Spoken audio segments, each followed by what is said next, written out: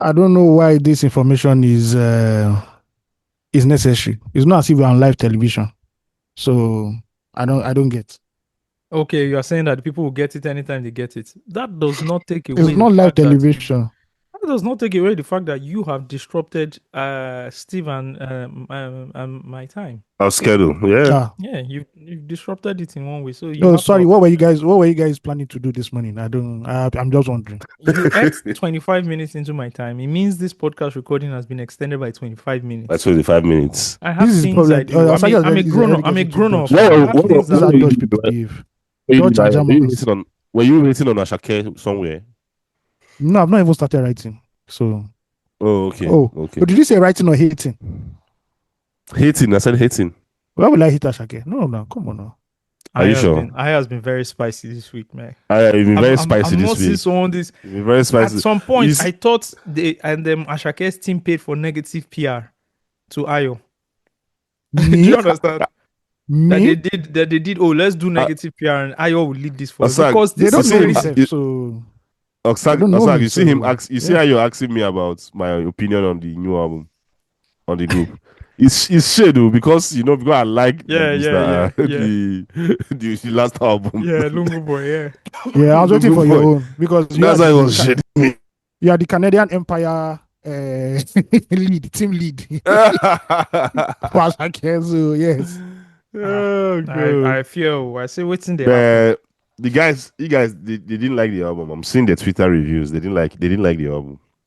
Why did they, That's how they please? did not like. Well, see, guys, we'll talk about the Ashake thing when we have music reviews. A lot of music to talk about. I want to talk about Kelani's album. Shout out to Steve, who talked about it in the group, and then I said, then let me go and listen to this album. It's the best album I've heard this year. But I'm R&B, bro. I'm the R&B lead you're on the researcher in R&B this side group. now. It's On millennial this R&B, so I know why you podcast. like it. Yeah. But we'll talk about that as well. Yeah, formal apology for not being able to record last weekend and hit you guys up. Yeah, Steve was under the weather, still under the weather as I can see. But he's here, so shout out to him. Round of applause, Steve, for attending this week. Last week we gave you guys a throwback interview we had with Donald Duke when he was running for president under the SDP umbrella. That was in when 2018, 2018. 2018. I think late 2018 or early 2019. That's like 8 years ago. That's crazy, man. Crazy. Shout out to Jola Ayeye for linking us up with Donald Duke and making that interview happen. Shout out to Jules. Round of applause to Jules. Yes, man. We got a lot of stuff to talk about. We have some guests coming up as well who's going to discuss politics with us because, to be honest, what I've seen in politics in Nigeria this week, it passed my power to explain. I'm sure Steve can do a good job at it. I ought to. Me, I cannot. And that's why we're bringing some Me, I'm lost. I don't even know what's going on. seasoned journalists who actually live this whole life of reporting everything that has to do with politics. Because this one passed my own. I don't, bro. Everything you guys were chatting in the group, you know how the messages were coming in, everything. I was just scrolling because it was just like an information overload. I don't know what's going on. So I have these guys who are coming in and then they'll break it down for us and everything. What else do we have this week for you guys? What else? What else? What else? What happened to Jokic? He lost the Yes, playoff. now you lost to the Timberwolves. And then That's threw a been missing tantrum. the. Yeah, he's been the pass that he gets as an elite player. Nobody gets it. Even Giannis did not get it. Hmm. Right? Like the pass that he has gotten since he emerged as an elite player in the NBA, nobody has gotten it. And in spite of all these like losses, all these defeats, he's still being rated as a top 10, like possibly top 10 player. Hmm. Nobody is telling you that, immediately after they won the championship, they go to a conference final, I think once or twice. Then since then, they've been bounced in round one. Do you get? Nobody says it. There, It is what it is. But the most exciting thing in this playoff is seeing Philly bounce back from 3-1 to beat I the saw Boston that. Celtics. I saw First a game that. 7 in Boston and won. Man, that was really, really interesting. That's really interesting, and I think there's This- something between Philly and Celtics, right? Of course, there's a long running rivalry, and Yeah. Embiid just hates them. If you go, he has been tweeting about, he has done like 2 tweets since game 7 finished, right? Like he's been trolling them. Yeah. In fact, NBA Twitter will tell you that the only thing that is keeping Embiid running, that kept Embiid running in this round one of games, Yeah. is just his hate for the Boston Celtics. Just pure hate. You know, Pure physically, hate. he's not like on top level. Like he requires a lot of handling pre-games for him to, go Perform through well. games to perform well. So physically he's been very, very delicate. So they will tell you that the only thing that is driving him, especially in just this pure round hatred. one, is just pure hate for the It's Boston like Celtics. it's like the hate Ayo has for Asake's album. For It's just pure unadulterated hate. Yeah, and the Celtics Momo. Yeah. the Celtics to the fucked up. I think forcing Jason Tatum into the team Yeah. after his ACL. I think he kind of disrupted something because they were balling without him. So yeah. How's the New York Knicks doing? Bro, they beat the They Hawks. beat the Hawks. It's like The biggest they beat margin in Hawks the playoffs. easily. Biggest margin. Like they are rolling. At least conference finals for the Knicks. I'm excited nice. for them too. Nice. Okay, that's good. Also, let's just do this before we start the show. This is how much non-respect I have for this topic. Megan Thee Stallion and Klay Thompson, since we're talking about basketball. I just want to say it's amazing how and maybe this is just a social media phenomenon, but it's amazing how women want to classify and rank and prioritize like people in relationships. You understand what I'm saying? It's just how Yeah, I they understand. you want to classify it, right? So for those who don't know, Megan Thee Stallion is a female rapper, and Klay Thompson is a well celebrated basketballer in the NBA, right? They've been dating for a minute and they broke up. And of course, Megan Thee Stallion went on Instagram to talk about the breakup and that, Klay doesn't want to be monogamous, etc, etc. And then it's kind of spiraled into this social scene where, people were saying Klay fumbled Megan Thee Stallion, right? And, for a minute, that conversation kind of ruled out. Then I think people just realized and said, wait, hold on. A top 5 shooter of all time, half of the Splash Brothers, 4 rings, right? If I'm not mistaken. Yeah, definitely 4 rings. 4 rings, Yeah. Hall of Famer, everything you would a basketballer would want to be celebrated as. This man has it. 180 million, right? Endorsement reaching 300 million. Yep. Right. Future Hall of Famer. Everything you want, and then people are asking, how did he fumble Megan Thee Stallion, somebody who shakes a bomb to make money? All I want to say And I'm about just this- being disrespectful with that. She's not in my. I don't consider her music like elite like that. But she's a rapper, right? She's what? She's not a $40 top million. tier. She's not a top tier She's not a musician. top tier. She's not a top tier musician. Yeah. But I think like celebrity wise, if you pull that in, she's like a B-lister, right? Yeah, but I never knew that. I never knew she was this popular. Oh, Megan Thee Stallion, very popular. Yeah. Ah. Yes, I never but- knew. Yeah, she's Because like Cardi if B. you She's Be- like no, she's she's not like like a Cardi B. step below Cardi B. But not she's like Cardi also B. in that white America. She's also It- gone into that white America. No, space. I don't think so, bro. Like, how do you people quantify popularity? Because I'm here looking at her first week numbers. Yeah, She has never done more than 110,000. In short, their best performing album is the Good News album, the 2020 album, the COVID album. Everybody sold music in 2020. fair So enough. that one, I'm not even going to like a lot of emphasis on it. But 2024 here, her first week number was 64,000. Hmm.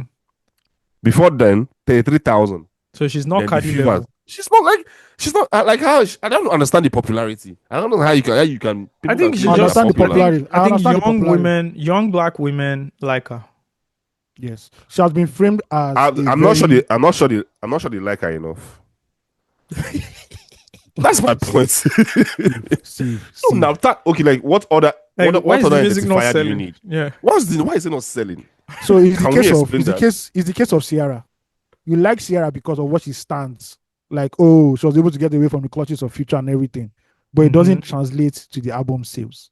Oh, Same thing okay. with Megan. Megan has been positioned as victimized by a black man who shot her feet and bro. survived all of Yeah. that. So she Yeah. has been. Oh yeah. Oh, this guy there to Definitely. kill her. Yeah, and everything. Yeah. All I So want a to say lot of about women this can Klay relate to Thompson. that. All I want to say about this Klay Thompson issue is that African American women, the gospel you people have been preaching has come back to bite you in the ass. Because for every time you say broke boys don't deserve no pussy, I know that's right. What you are telling people or society is that a rich man has multiple options for women. That is the extension of that line you are saying. So when Klay Thompson, who is one of one, a shooter, I want to say a shooter in the exact word, a shooter, future Hall of Famer, first ballot, they don't even say they think camp. Excuse Splash me, brother. I am the prize here. That is what, at the end of the day, you can't tell a rich man that, oh, you want to be monogamous. Why? If a broke man does not deserve love, a rich man should not be shackled by monogamy. Simple as that. Gotta put it down. I know some people don't verse. But I never ever understood why this was like a huge conversation. I think it was the whole like celebrity like celebrity couples, it's fan worship, celebrity couples, love and hip hop, reality show. The whole thing has built. It's like the whole Cardi B, Stephon Diggs thing. Everything has just built into that moment where people tied their whole, I don't know, fan love and everything into it, right? Yeah, and then it becomes a big thing. But it was really a big conversation going on about. It was serious. Yeah, it was serious. Yeah, people were saying we're going to cheat on our men tonight just because we have to support Megan Thee Stallion. Go ahead and cheat. It's I part saw of somebody who was that? The popular person say something like, "My man better not talk to me tonight. I might hit him or something." Like I saw different things. I know the person. I'm trying to remember the person. But I know the person. And I'm just like, guys, you need to chill. It was that serious. These people don't know you. You understand? These people don't know you. But it was that serious. I just want to say personally, and this is me speaking, right? I can't even, like, my kids can't even listen to Megan Thee Stallion because look at what you rap about. They can't watch her videos. Like in totality of this, and if this was a man also doing like raunchy things, my kids also can't watch it. So this is not like, of course, you can't watch Kodak Black now. Yeah, relegated to like women and everything, but like what she stands for and her music and her style and everything, I'm not the biggest fan of it anyways. Definitely not. It's only white women. It's only white women music in this house. And there's no. I'm sorry. There's no balance. There's no balance to it, or there's no deeper thought into. Nobody should be surprised now. I and Osagie have been complaining about this whole thing for like 4 years now. Like, immediately our kids started like got to the age like where they can listen to music.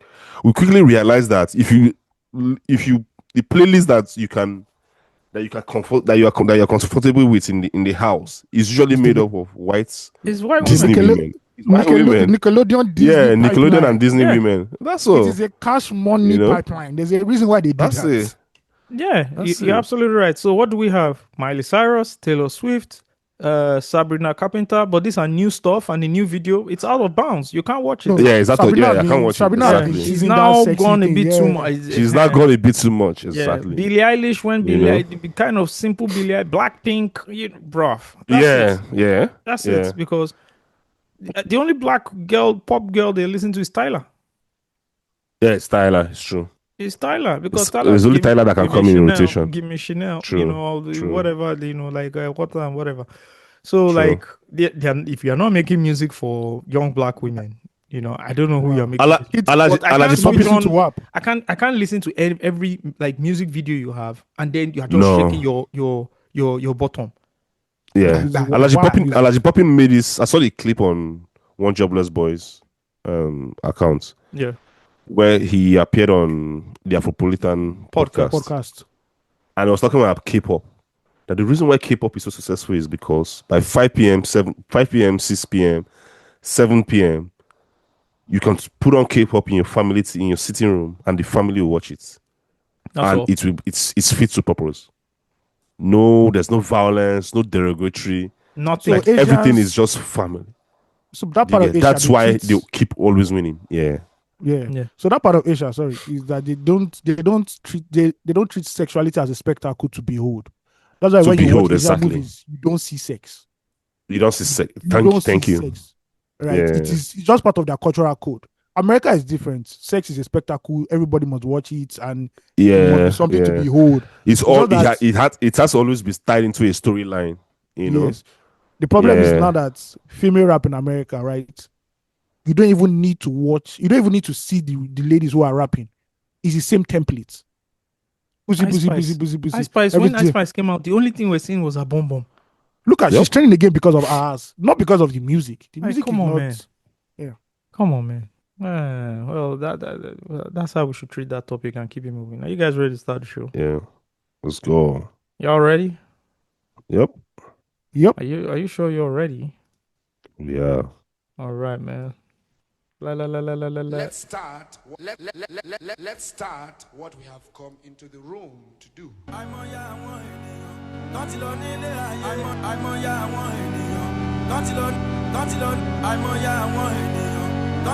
are now listening to Loose Talk. Loose Talk, baby.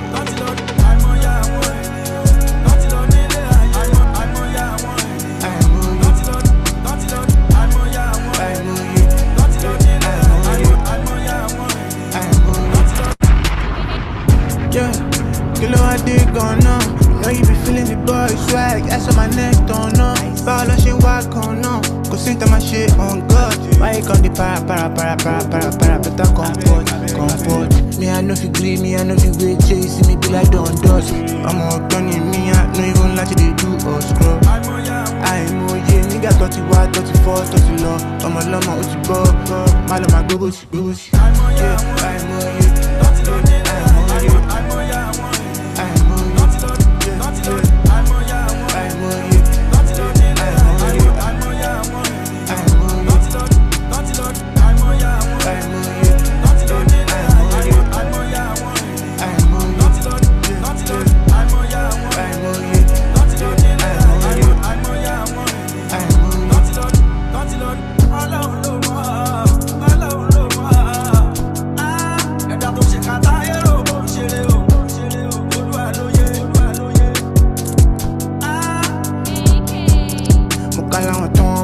Bínú pé kí ni mo jẹ, kí ni mo fà, kí ni mo mú. Wọ́n lè bá mi. Ṣàìdán bí màá ló gbé mi débẹ̀, ẹni music ló gbé mi wálẹ̀.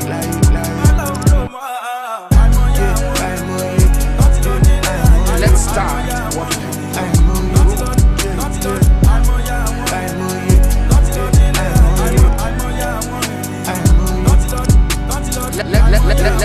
Let's start.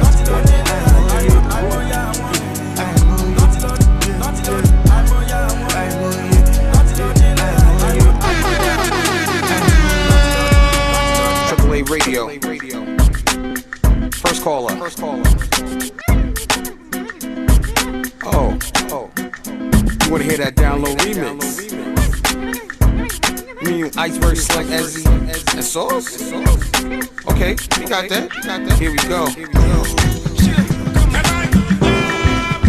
Don't let it drop. Come on, Luke.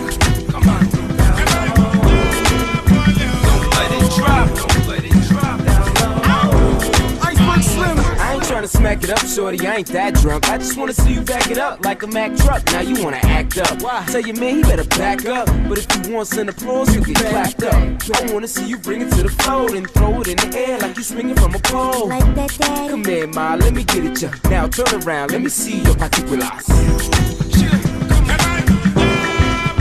Don't let it drop.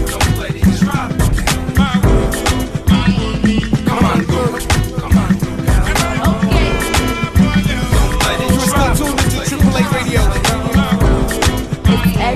Now we up in the club, whole setting the spot. Down low, wind up like I'm setting a clock. Told his man to talk to me, now he's stressing me bad. I don't do a matchmaker, no message in the bag. Now he like, I'm like, no, I'm Igbo. I speak Jose, that velvet Clico. Pass me a shot of Patron on the rocks. He like, well, careful, ma, don't let it drop, don't let it drop.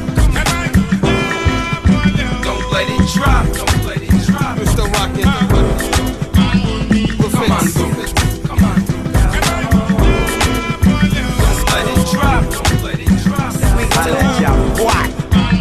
kid. At first she walking up and then she back it up. I'm like, you talking the talk, ma, but back it up. Then she put me on the wall and she took it to the floor, and I'm like, whoo, I think I had enough. Even if she let it drop, I bet she could pick it up. Her booty's on elevators, the way they be lifting up. She could flex, she be whining her spine when she grind, and she do the two-step and then she switch it up. Come on.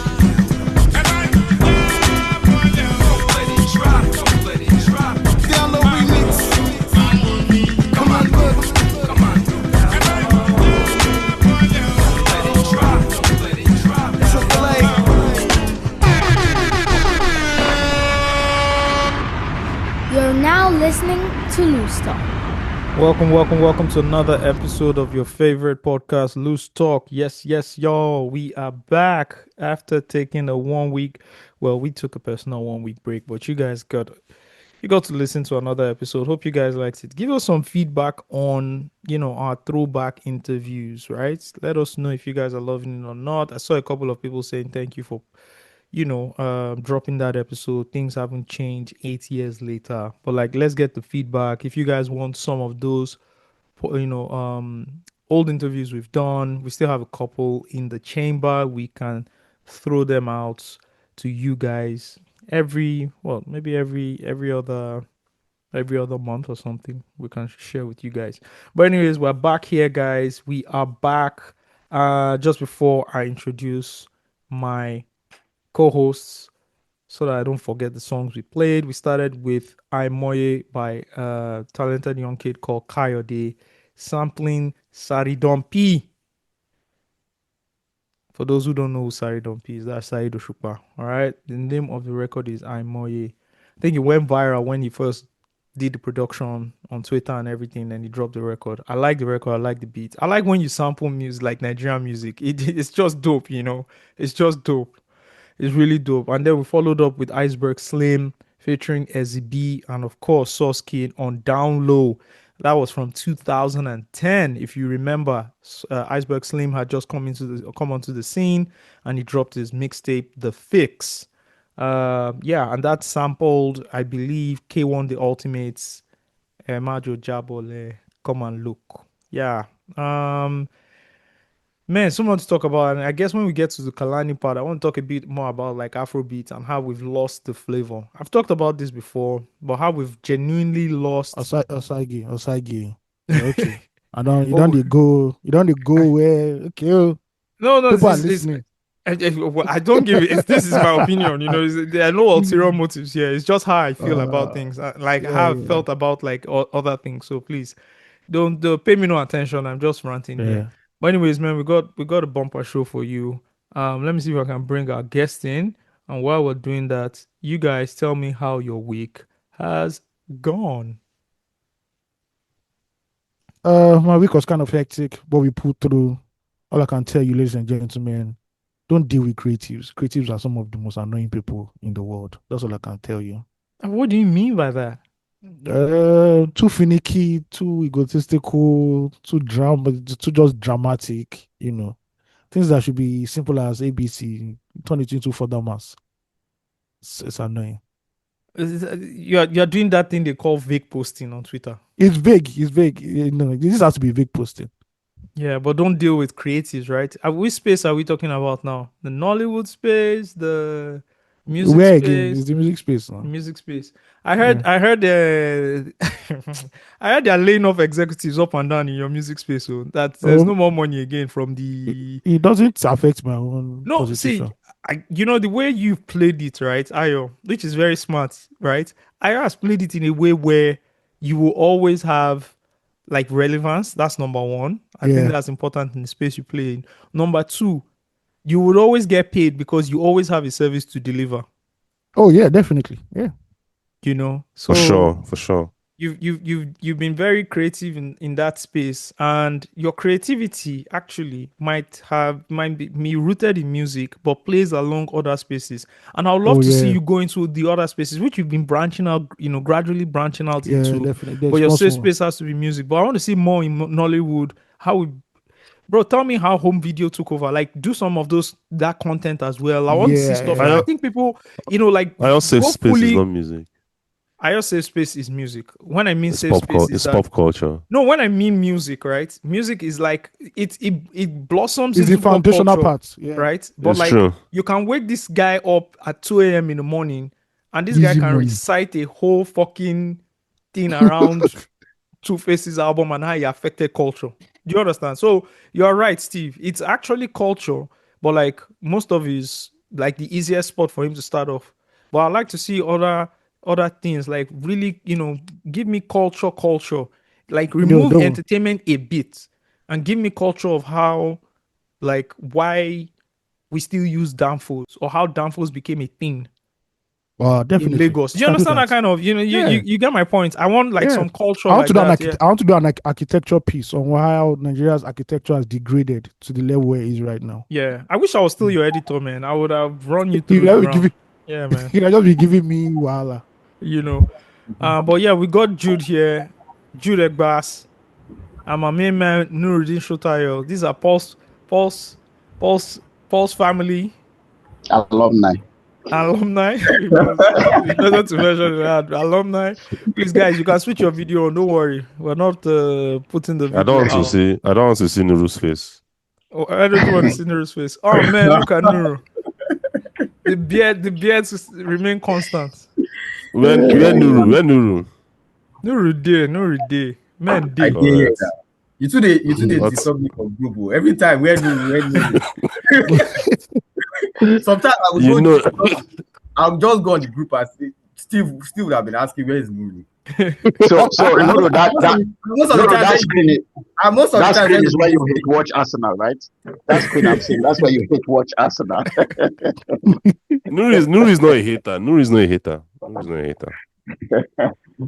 That doesn't mean he will not join the trolling.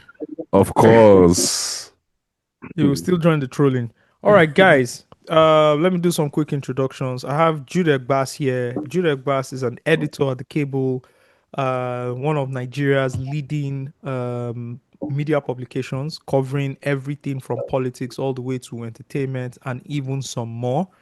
And of course, Nuruddin Shotayo. Nuruddin worked at Pulse for close to how many years?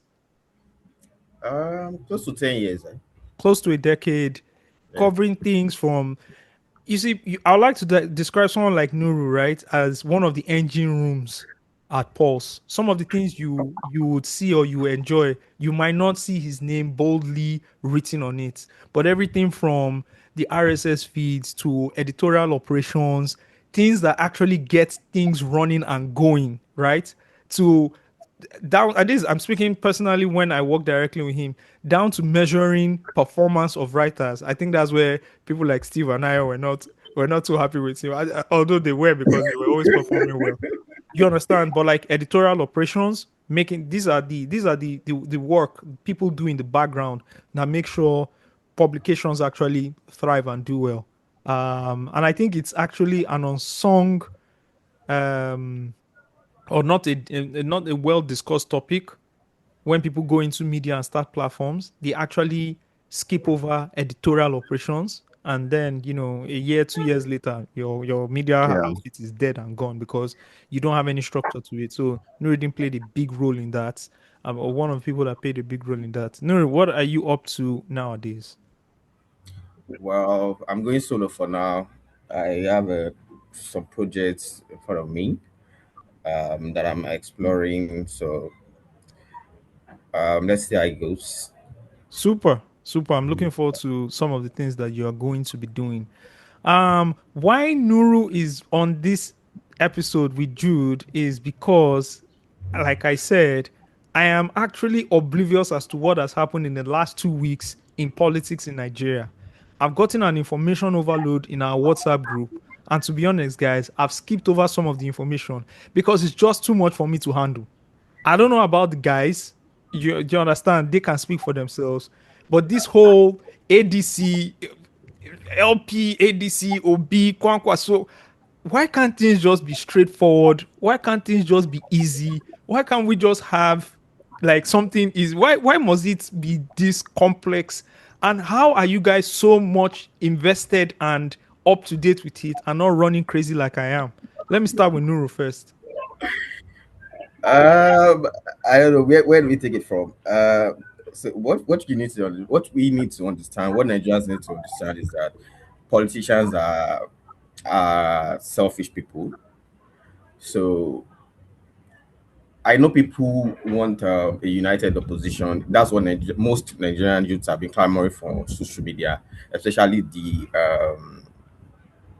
I would say the Atiku supporters, because these two guys, Atiku and Obi, their supporters realize that if the two of them run separately, it's going to be a mutual destruction for the two of them. So the best option for them is to run as a joint ticket. But where the issue lies is who is going to be the top of the ticket. So um That's the biggest problem, right? Like, how do yeah, you? that's the biggest problem. There's a lot of things I'm trying to hold, but because there's like a lot of privileged information that I wouldn't want to divulge. Yes, we know you are a core insider. That's why you have you on this board, but you have to also manage the information for us. Okay, so while you're trying to manage that information and streamline it, because I threw that on you, Jude, I want to come to Jude. Jude, this ADC crisis, can you give us, for those listening, we have a lot of people who are also very oblivious to us what's going on in depth, right? This whole ADC crisis, how did it start? How have we found ourselves here? Okay, just a quick background. Yeah. So in 2025, right, the opposition was looking for a platform, right, to challenge the APC ahead of the 2027 election. They were actually shopping for a platform, a platform that didn't involve any of the three big guys, so they settled for the ADC. The problem is that they hijacked the ADC. I use the word hijack on purpose. They hijacked the ADC in a manner that left the people who owned the ADC, who were on ground at the ADC, they felt disrespected. One of those persons was a certain guy called Nafiu Bala from Gombe State. Nafiu Bala was so irritated, by what had happened, because Ralph Nwosu practically handed the ADC to David Mark, to Atiku Abubakar, to Peter Obi, and to the rest of them. I don't think enough consultation was done. So it's normal when this happens that a lot of people will feel slighted. One of those who felt slighted was this guy I called Nafiu Bala. And all the state chairmen of the ADC at the time, they felt that if you wanted to use our party, to mount an opposition to the APC, you needed to have done enough ground consultation. So on September 2, 2025, Nafiu Bala went to the Federal High Court to say that if anybody is supposed to be the chairman of this party, of this coalition, it should be me, not David Mark, because structurally and in the line of progression, I was the deputy chairman. So if Ralph Nwosu has left, I should, in the line of progression, I should be the next chairman of the ADC. So that on September 2, 2025, like I said, he went to the Federal High Court. Now, sometime, I think March 12, 2026, David Mark and his peers in the ADC, who had taken over the ADC, like I said, in a very haphazard manner, went to the Court of Appeal to say, look, the Federal High Court should not hear this matter anymore. Please stop the Federal High Court from hearing this matter. The Court of Appeal said, look, we cannot stop the Federal High Court from hearing this matter, and dismissed David Mark's appeal as unmeritorious and a waste of the court's time. The Federal High Court was saying, David Mark, come and show us why we should not hear Nafiu Bala's petition. And I think granted an interlocutory, what they call in legal terms, an interlocutory ruling. The appeal court also said the same thing, dismissed David Mark's appeal. Now, David Mark should have gone back to the Federal High Court to show cause why Matthew Bala's petition should not be heard. Instead, he went to the Supreme Court. So the judgment of Thursday did not grant anything to the ADC. The judgment of Thursday from the Supreme Court was saying that, look, go back to the Federal High Court. David Mark and your people, go back to the Federal High Court and finish this matter.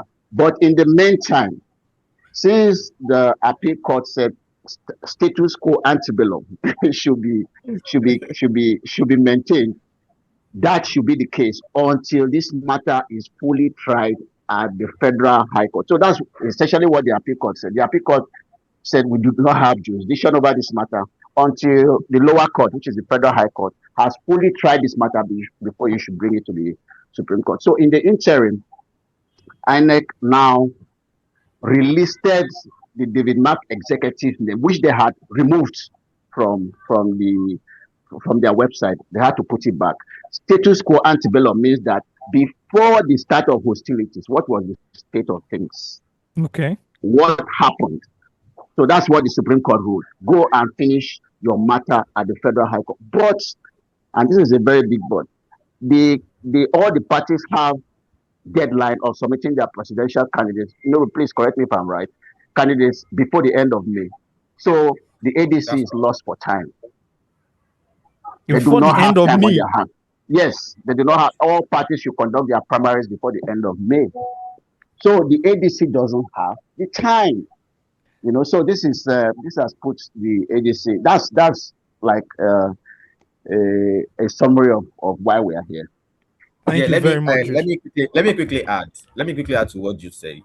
Yes. So let me start by saying the head of the coalition. I don't want to mention Obi at this point because Obi was later brought into the coalition. The whole coalition business was Atiku's idea, and the grand plan was to unite all big wigs in the opposition under a single platform. Yeah. Where each leader could aspire, even under a separate party. So let's track back a bit. When El-Rufai left the APC, he went to SDP, and by the time ADC was floated, El-Rufai was still in the SDP. So the coalition was shaping up. They had different ideas. At some point, they brought in this man in Jigawa, former Jigawa State government, Sule Lamido, also joined them. A lot of people joined them. The maiden meeting they had in Abuja, Obi's running mate in 2023, but that's where Babed was also in the meeting. So they were still trying to figure things out. How is it going to be? Is it going to be that ADC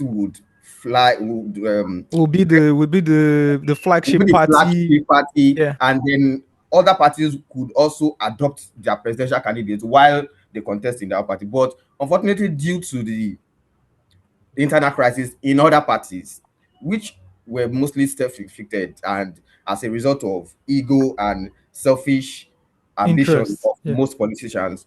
So that's on the one side. Now, adopting the ADC itself was a very, very schoolboy mistake on the part of Atiku or whoever that gave them the advice. And there's the reason. ADC has a plethora of court cases dating back to 2022. Here's what happened. In 2023, their presidential candidate, Umebuchi Kachuku, could not even campaign. After winning the primary in 2022, he could not even campaign until some days or weeks before the election, simply because they were locked in court battles up to the Supreme Court over his eligibility. Sorry. Yeah. Now, this is where it gets interesting. Rafunwosu, who handed over the party to Atiku, was said to have been holding on to the leadership of the party in breach of the law. He had been the chairman of the party for over 10 years. In fact, since the party was created, I think in 2005, he had been the chairman of the party, which is against the constitution of the party.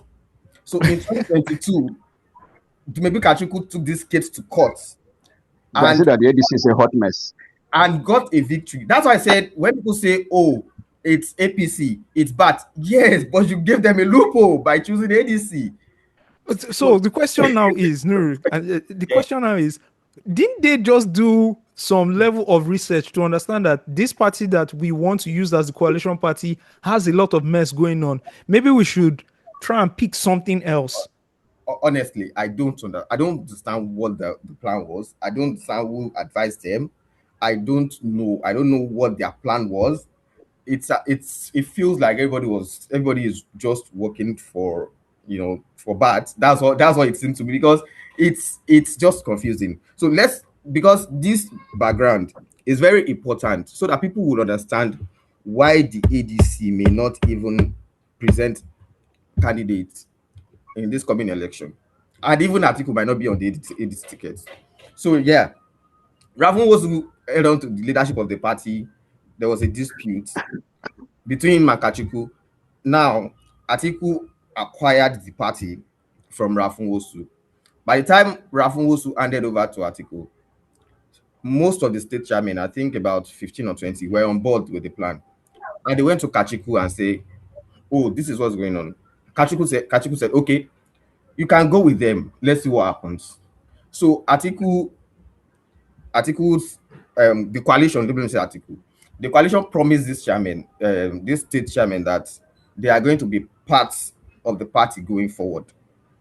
And they also promised Bala Nafil, who is the deputy vice chairman, North, to Rafunwosu. Bala Nafil was at the ADC handover, right? But as time goes on, the coalition found that Bala Nafil is not fit enough to be presented as the deputy chairman for the party. And what do you mean by not fit enough? I don't know if you have watched the guy's recent interview. Yeah, I've seen somewhere he's not articulate. He's not articulate. Yeah. And quite frankly, he should not be suited. But he held on to that position before the coalition thing came on, because ADC was not really like, yeah. So legally, his right is his right. It is right. So, and they promised him stuff. And this is something that the former the sextoid senator has also said. So they promised him, and then when they reneged on that promise, that was when he now went to court on September 2. And like Jude rightly said, it's a mismanagement of the issue that brought the ADC to this point. The case was instituted in September 2, and what Balan office simply asked for is court. According to the ADC constitution, if the chairman resigns, I should be the one to step in as the chairman of the party, which is according to the ADC constitution. And that's what is sought in court. And instead of the David Mark led team to address that issue, because the court ordered them to show cause on why they should not rule on the issue, they now challenge this jurisdiction of the court at the Court of Appeal. The substantive case has not been heard. The substantive case had not been heard. So they went to the appeal court. And when appeal court gave judgment, I think on March 26th, and say, go back to the lower court to hear that case and maintain status quo antebellum. That is before the crisis started. Yeah. INEC did their own interpretation and said, oh, before the crisis started was, we all know how it went down. And then the Supreme Court judgment basically said the same thing. So they are now back to where they should have been on September 2. How is that the fault of the president? Before we bring the president into it, I don't think, because there's also been some theories that somehow, right, BAT and APC are somehow influenced this whole thing. Yeah. But before even that, I would just see, right, everybody's clamoring for Peter Obi. It's like a big deal, and we said it on this podcast. It just seems like people aren't well prepared. You can't go into a party knowing that they have structural issues and then think that those structural issues are just going to evaporate in the air and you can go ahead. I think if you are forming a coalition, personally, I think if you're also forming a coalition, at some point while forming a coalition, you should already have figured out who is running for president. No, that's not how it works. That's not how it works. I'm just saying, see, Noor, I'm just saying, if I come to you now, right, Jude is president of Global Village, right, and we're trying to take over. If me, you, Steve, and Ayo come together, I think in that parlor, we already have said, Nuru is the one that is going to run. Nobody is going to follow you. It doesn't work like that in politics. Even when Tinubu went to Buhari, remember that famous video where Tinubu said, I went to Buhari after I cried on TV. I went to Emilokon. One of the greatest speeches ever. Right? The APC primary of 2015 is the best primary I've witnessed as in politics in Nigeria. So that's primary. You could have alliances. Like, okay, we are talking about the OK movement now. That's another topic entirely. You could have alliances even within a party. But if you are setting up a coalition, you need to convince people to, first of all, get on board and promise them that it will be a fair, a level playing ground for everyone. If you are saying, oh, Peter Obi, come and join me in this coalition, you will be my deputy, you'll be my running mate, it's not going to work. The guy had over 6 million votes. He has supporters who are looking up to him to be top of the ticket in 2027. He's not going to join that kind of coalition. If in 2015 or in 2014 the APC had told Kwankwaso and Atiku that Buhari will be their candidate, they would not board the ship. This also ties back to what I was trying to say in the opening, that politicians everywhere in the world, and most, especially in Nigeria, they are selfish people. What they are only interested. Remember that these people are comfortable. They are not like ordinary Nigerians. They are just playing for power. That's what they are interested. It's a game for them. It's not, they don't see it the way you and I see it, the way ordinary Nigerians see it. They are comfortable. Their families are comfortable. So they are only interested in power. And you are not going to go to someone, sit down with someone like Peter Obi and tell him, oh, you are going to be my running mate. No, you are going to say, oh, let's come together and form a coalition. I think we can defeat the ruling party. And everybody will play their politics. And this is where Peter Obi got it wrong, right? Just like the tweet we are talking about in the group. Peter Obi doesn't have any political structure that he moves with. Not even most, his major base are his supporters on social media and everywhere in Nigeria who are not necessarily embedded in any particular party. And this is where I think he got it wrong with leaving the Labour Party, because it could have built a structure around it and bring in his followers to form political structures from ward to local government level. So when he went to the ADC, who did he go there with? It's almost like he went alone.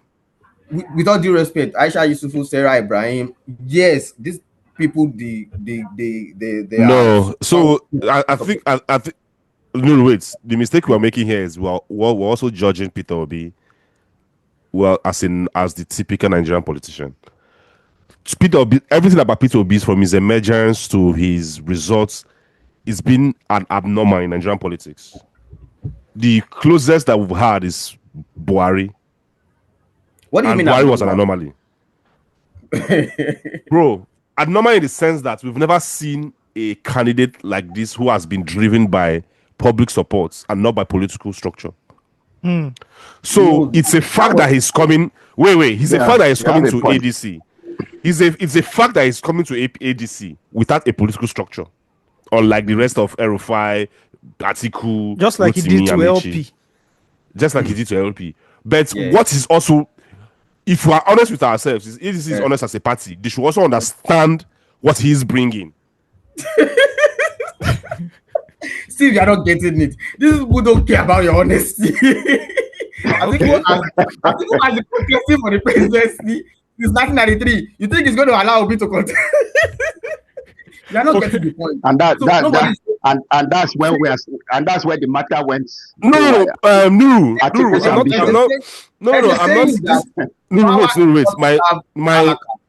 My objection wasn't for Atiku or for the for ADC. I'm just saying, like, in our normal discourse. Okay. I know it's the fact. It's the fact that he didn't come with any political structure. But I'm not sure. I think, and it's been said to discredit him. I'm not sure that's the fact. Okay. No, I'm not saying it. No, we are not saying it to discredit him. We are just analyzing the situation. No, I'm not saying deliberately from you. I'm just saying in normal discourse, like when even people in the ADC are saying, what did they bring to the party? Of course. And again, you also need to understand what it takes to form a party across. I mean, to form a party that has a national party, like a nationwide, national party that has presence in all the wards, local government of Nigeria. It's a huge effort for anyone that is able to put that together. It's not easy for them to say, come on. When Buhari was content, when Ashwaju was before Ashwaju and Buhari merged, they were just regional champions. Buhari was dominating the north. Tinubu, in quote, his party was dominating just the southwest, maybe an Edo state in the south. They didn't have individually, they didn't have that national control, national structure. But when the measure happened, that gave them the power, that gave them the spread that they needed to confront a PDP that had been, on ground dominating for years. This is what it takes to build a party. It is not nobody's going to set up a political party and say, oh, because you are going to come in and bring in something. So I don't know, maybe I should call it a flaw, not on Peter Oswick's part. That's what he has not, been able to do in the course of his political journey, building a party structure and all that. But that is what is currently counting against him in the ADC, because the people he is up against are not going to. Nobody even gives you power anyway. They're not going to say, oh, because they're not going to back down. They are not going to back down. They also have their own ambition, and they will say, oh, let us go to the field. And he knows quite well that going to the field means that it's not going to win. Okay, quick one, Jude. I want to ask you a question. If Obi is not fully convinced that he might get the presidential ticket by joining ADC, and he genuinely wants to run for president, why did he then join? If he knows that Atiku is obsessed with getting his name on the ballot box as the president, what is his purpose of joining? This man ran for president about 4 years ago and had a staggering amount of votes. He beat Tinubu in Lagos. It's a big deal. So he joining ADC, knowing Atiku is there, Atiku and Co are saying, hey, come over to this side, let's start a coalition. And he knows in deeper part of his mind that this Atiku guy, somebody told him he was going to be president something years ago, and he's stuck on that thing, right? Yeah. Why is he then joining the ADC? Why is he leaving LP, where at least he had created some sort? Bro, 4 years ago, people were just voting for anything LP. People lost. Banky lost. Lekki, even though people, it was a victim. Yeah. So why did he then join the ADC, knowing all of this? That's one of the biggest questions that only Obi can answer. Because if you look at it, I will not go if I'm a presidential hopeful or aspirant. I won't go into any coalition that has Atiku in it. I will not, because, like you rightly said, he's obsessed with being president. Some marabouts probably told him, like you said years ago, that he will be president. And this man is 50 Cent of politics. He will die trying. He will die trying. He's going to die trying. Classic of Nigerian politics. He's going to die trying. So I don't know what entered Obi's mind to. I've been trying to put myself in his head for like, I still don't get it. Because this is someone like Nur has said, that he has this visceral support from young Nigerians, from people online. These days, even when I'm typing, I want to use the word obedience. My computer or my phone corrects me because I try to get the spelling right most of the time. I don't know whether it's E or I anymore because he changed the meaning of the word and the spelling of it in the Nigerian context.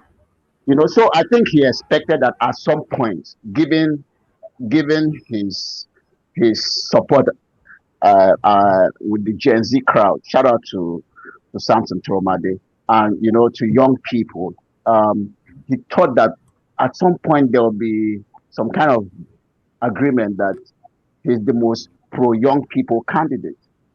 But politicians will always be politicians. Nobody hands you anything on a platter, a la carte, like they say. So I think now in his mind, he has realized that he made a mistake, which is why after the Ibadan summit that they had last week, yes, I think last Saturday, Obi has not said anything on social media about that summit, which is strange because he knows how to use his X very well. He hasn't typed a thing about that X summit because he found out that at that X summit, nothing was spoken about zoning. And zoning is where he thought he will have alongside Amechi in the ADC because it should not be South. Nothing about zoning was spoken about at that ADC summit. So it was like a culture shock. Let me put it in that context. Part of that was like, man, this article is brutal realization. This article is not ready to back down. So yeah, so it's not ready. The grape, it looks before the end of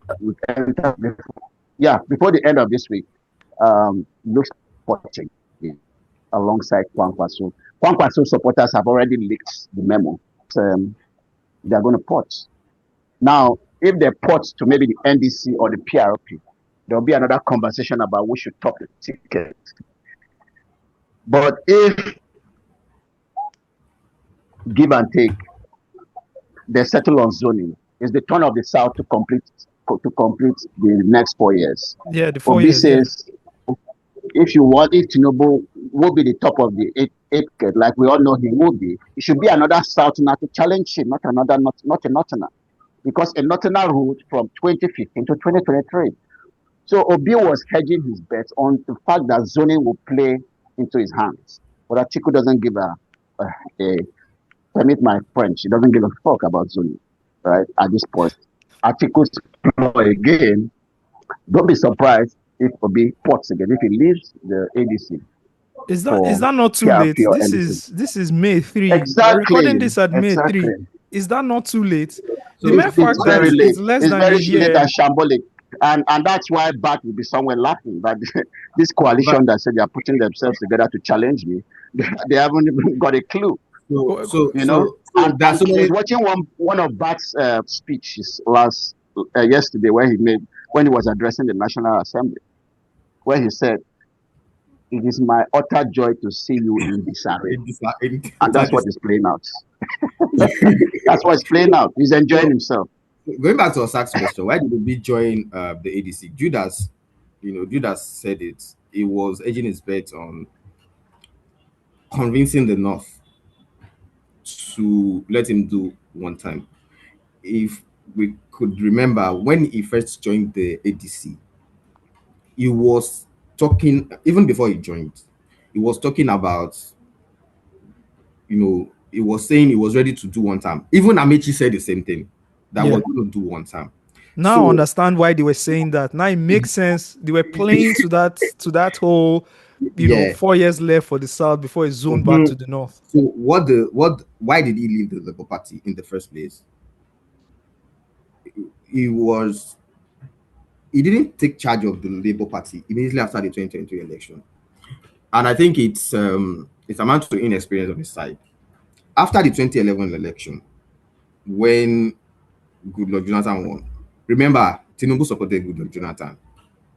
He later supported him, and that's why he won Lagos and other parts. That's why Barry couldn't win. There was a meeting, there was a plan for a coalition before the election between Tinubu and between the APC bloc led by ACN, I think, led by Tinubu and Buhari, but they couldn't strike a deal because I think Tunde Bakare was not ready to let go of his VP ambition and all that. After that election, despite the fact that Tinubu's party didn't win, he moved swiftly and was able to influence things, even despite the fact that PDP had the majority in the House of Representatives. He was able to move swiftly, get some element of the PDP to support his own ACN members, and they produced Aminu Tambuwa as the Speaker of the House of Reps. That's how a politician thinks. He was looking forward to 2015 already, 2011 already gone. On to the next one. On to the next one. What happened in 2015? After Buhari's victory, there was a rancor over who's going to become the Senate president. Saraki moved swiftly. They seized. That's why they gave Buhari hell in the National Assembly, because they took the National Assembly, Atiku and the likes, the PDP elements basically, because I think because Saraki became Senate president, Ike Kwerimadu, Gara, PDP elements in the APC, right? That is how you move as a politician. Immediately after the 2023 election, Peter Obi should have moved swiftly to consolidate in the Labour Party and continue to like strengthen the structure, right? Because now you have some seats in the Senate. Exactly. You have some sort of leg. You also have some sort of you had lawmakers that that were elected based on his influence. He could have moved swiftly, pull them in a caucus and engage them frequently. But those LP lawmakers will most likely lose their seats in the next election. They may win because most of them are now in APC. Some are in. Oh my God, they've decamped. So here's the thing. Peter Obi is. I'm not saying it because I'm criticizing him.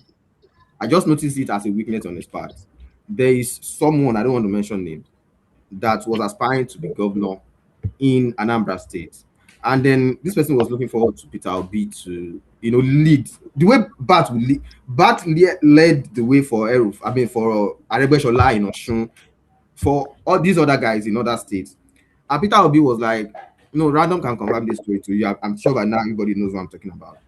And this is why this person parted ways with Peter Obi, because it was only focused on himself. And this is not saying, he must win. No, you need to beat these people because these are your structures. So when that Labour Party crisis started, remember this guy came out, this lawyer, Zokonko, this Nollywood actor.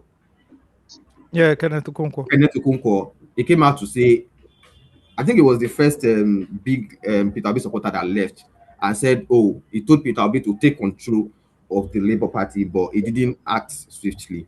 And that is why he lost the Labour Party structure. Now, why did he join the ADC?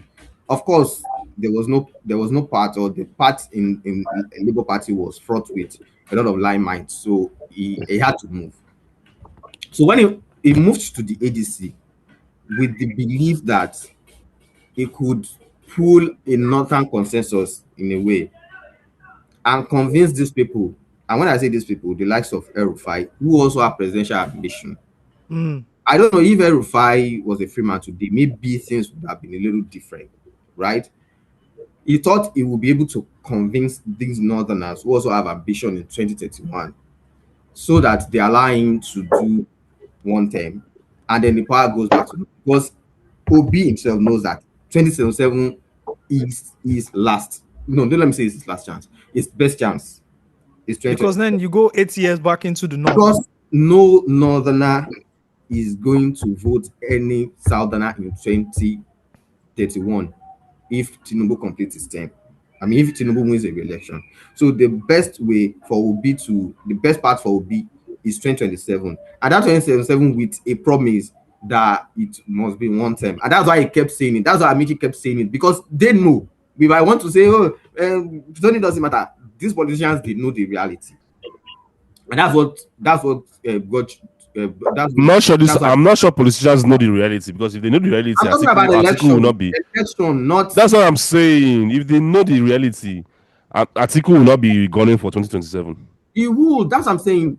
See, let me tell you something. You also need, when people say, there's no traction for Tinubu in the north. There's no, okay. How many northern governors are in the APC? How many northern bigwigs in quotes, except from people that have been part of the Atiku structure right from time, that have defected to the Atiku camp? Where is Sule Lamido? Is Kwankwaso going to be on his side? Kwankwaso also has presidential ambition. I will be surprised if Kwankwaso allows Atiku to become president in 2027. He will play the long game and take his chance in 2031. So that is what Peter Obi was banking on. Atiku will do his thing. Atiku has the structure. He has the men. Don't let me say boys. Atiku has the men that would push for his case. But what Peter Obi was banking on is if I could convince these other guys who also have ambition for 2031 and just sneaking in 2027 and do one term. So that was the plan. That was, you asked the question, why did he join the ADC? That was why he joined the ADC. But now that he had seen the handwriting on the wall, okay, that's scenario 1. Scenario 2 is Atiku getting the ticket and Obi running as his running mate. Quite all right. I think Obi would be open to that. I think he was open to that. His major challenge would be how to convince his supporters, which is not a bad thing. But then again, that would mean that Atiku would serve one term and return power to, but nobody says one term. Nobody. Not in Northerner. So no, but technically, if Atiku runs for 2027 and miraculously wins, right, with Obi as his running mate, it means he has he somehow has another 4 years he can go and run for, because that first 4 years is still part of the North, and then he can leave the last 4 years for another Northerner. So yeah, that's exactly the case. So now that Obi, like you rightly said, that Ibadan convention, after the balkanization of the PDP, Seyi Makinde, I mean, obviously, he also needed to look for another platform. Right now, with the state of the PDP, I don't think they would even produce candidates for political parties because they don't even have leadership after that Supreme Court judgment. So now, Seyi Makinde is ready to bring a faction of the PDP to the Atiku camp, which is what happened in Ibadan.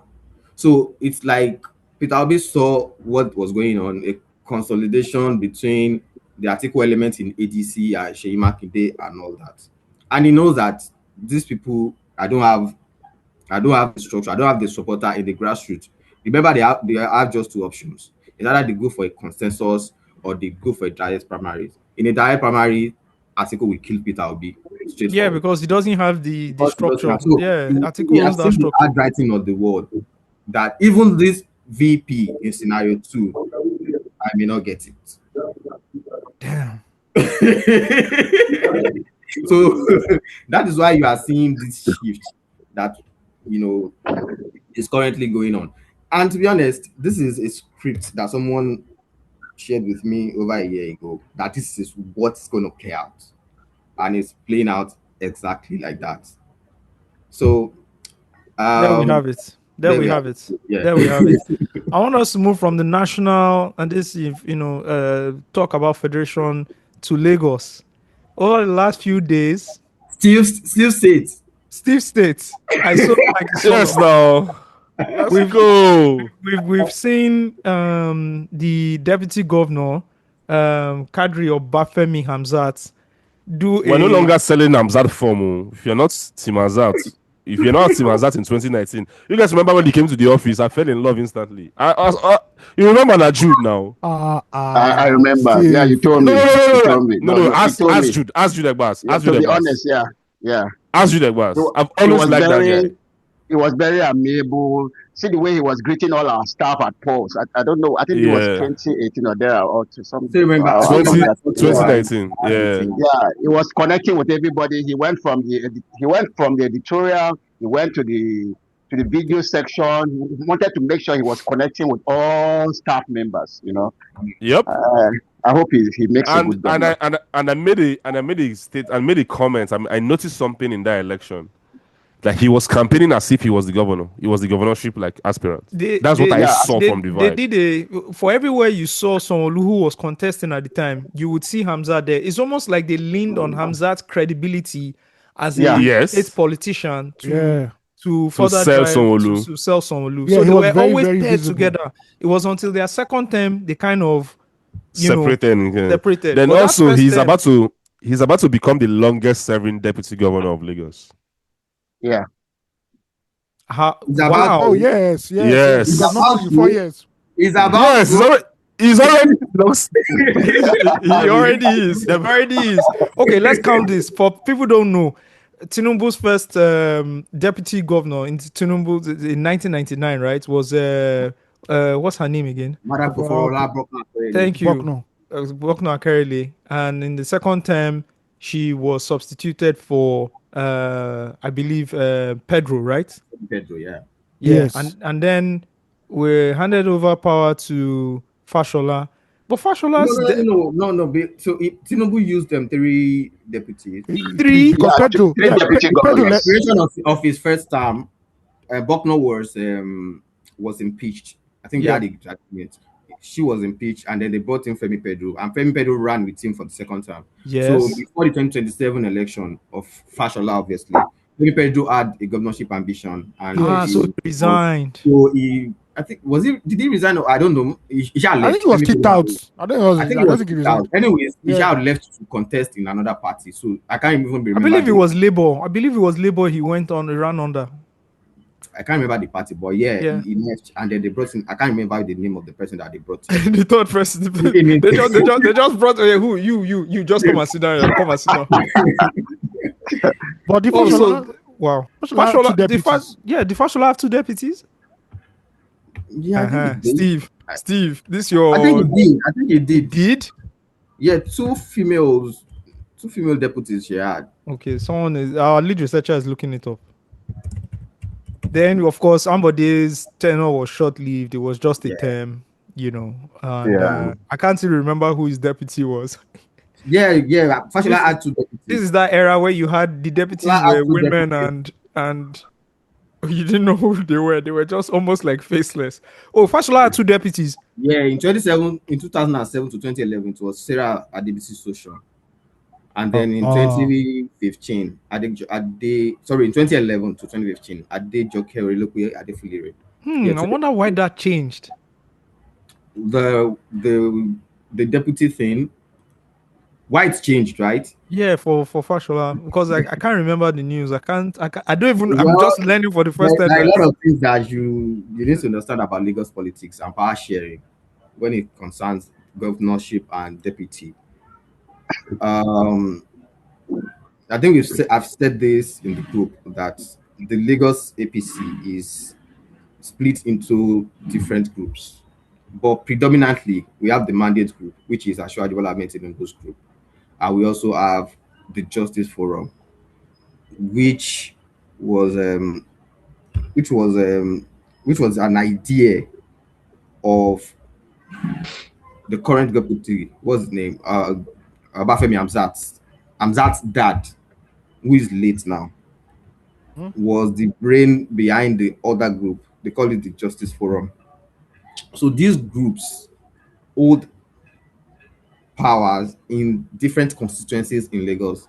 So when people say, "Oh, Tinubu dominates Lagos politics," Lagos SPC, yes, is the leader, but he knows how to share this power, and that's why he has held on for this long, because he also deferred to these other leaders in these other constituencies. So it's like a collaboration, a partnership between them. So anytime, in most cases, the mandate group, which is Tinubu's group, which would most likely be Tinubu's pick or somebody recommends to him in the case of Sanwo-Olu, that would become the governor, then the other party, the other group would have to present the deputy. And yes, that's how it has always been. And this thing was so powerful that in 2007, when the Justice Forum, they have presence in everywhere in Lagos, but there are some areas where they have, their predominance. So in 2007, Tinubu wanted to go to the Senate after the completion of his term in Lagos. He had won the party's ticket, but the other group threatened that if it took the Lagos West senatorial, which is my senatorial district anyway, and the Lagos West APC, they wanted Gani Olanrewaju Solomon, who had been the chairman of Mushin local government. GOS, Ghost, they call him Ghost. They wanted him as the Senate candidate. Tinubu took that ticket, and the party revolted, and they threatened that Tinubu would not only lose, his governor would also lose. They threatened, and that was why Tinubu had to go to Abuja. He goes to Abuja. He changed his name. He swapped the name and said, "Go and run." And that was how his Senate ambition died. I said this to so that people would understand why people hold on to power for so long. In most cases, you don't always have to be the one, in an elective position. People will say, "Oh, Tinubu leave power." Tinubu, yeah. So that's Lagos APC. It's always there's a sharing formula that everybody gets their own part and everybody is happy for it. So the emergence of Amzat is something that has been in the offing for a while. It's been pre-planned. Yes, it's pre-promised. It was promised. Let me put it that way. It was promised. It was promised because Tinubu had a very good relationship with Amzat's dad, who is now late. It was we call the man Baba Amzat. It was Baba Amzat and some other groups that helped him get the AD ticket in 1999 to become governor. Since then, their partnership, this partnership started in the 80s anyways, when Tinubu joined politics in Lagos. So since 1999, they've grown that relationship. And then when Tinubu brought Amzat to be his commissioner, I think in 2005 or 6, he brought him from the abroad to be his commissioner, and he worked under him. By the way, Amzat is the brain behind the Lagos State registration against Ilashra and all that. It's a tech guy. It's a tech bro. He's a tech bro. Yeah, he's a tech bro. He's a tech bro. He's a tech bro, and it's very good. So Amzat came and worked with Tinubu. Remember, they don't belong to the same group because Amzat belonged to his dad's group, the Justice Forum, Tinubu's mandate group. Yeah. So Fashola saw Amzat up close, right? And he liked him. So he made him a commissioner when Fashola came in. Amzat was a commissioner.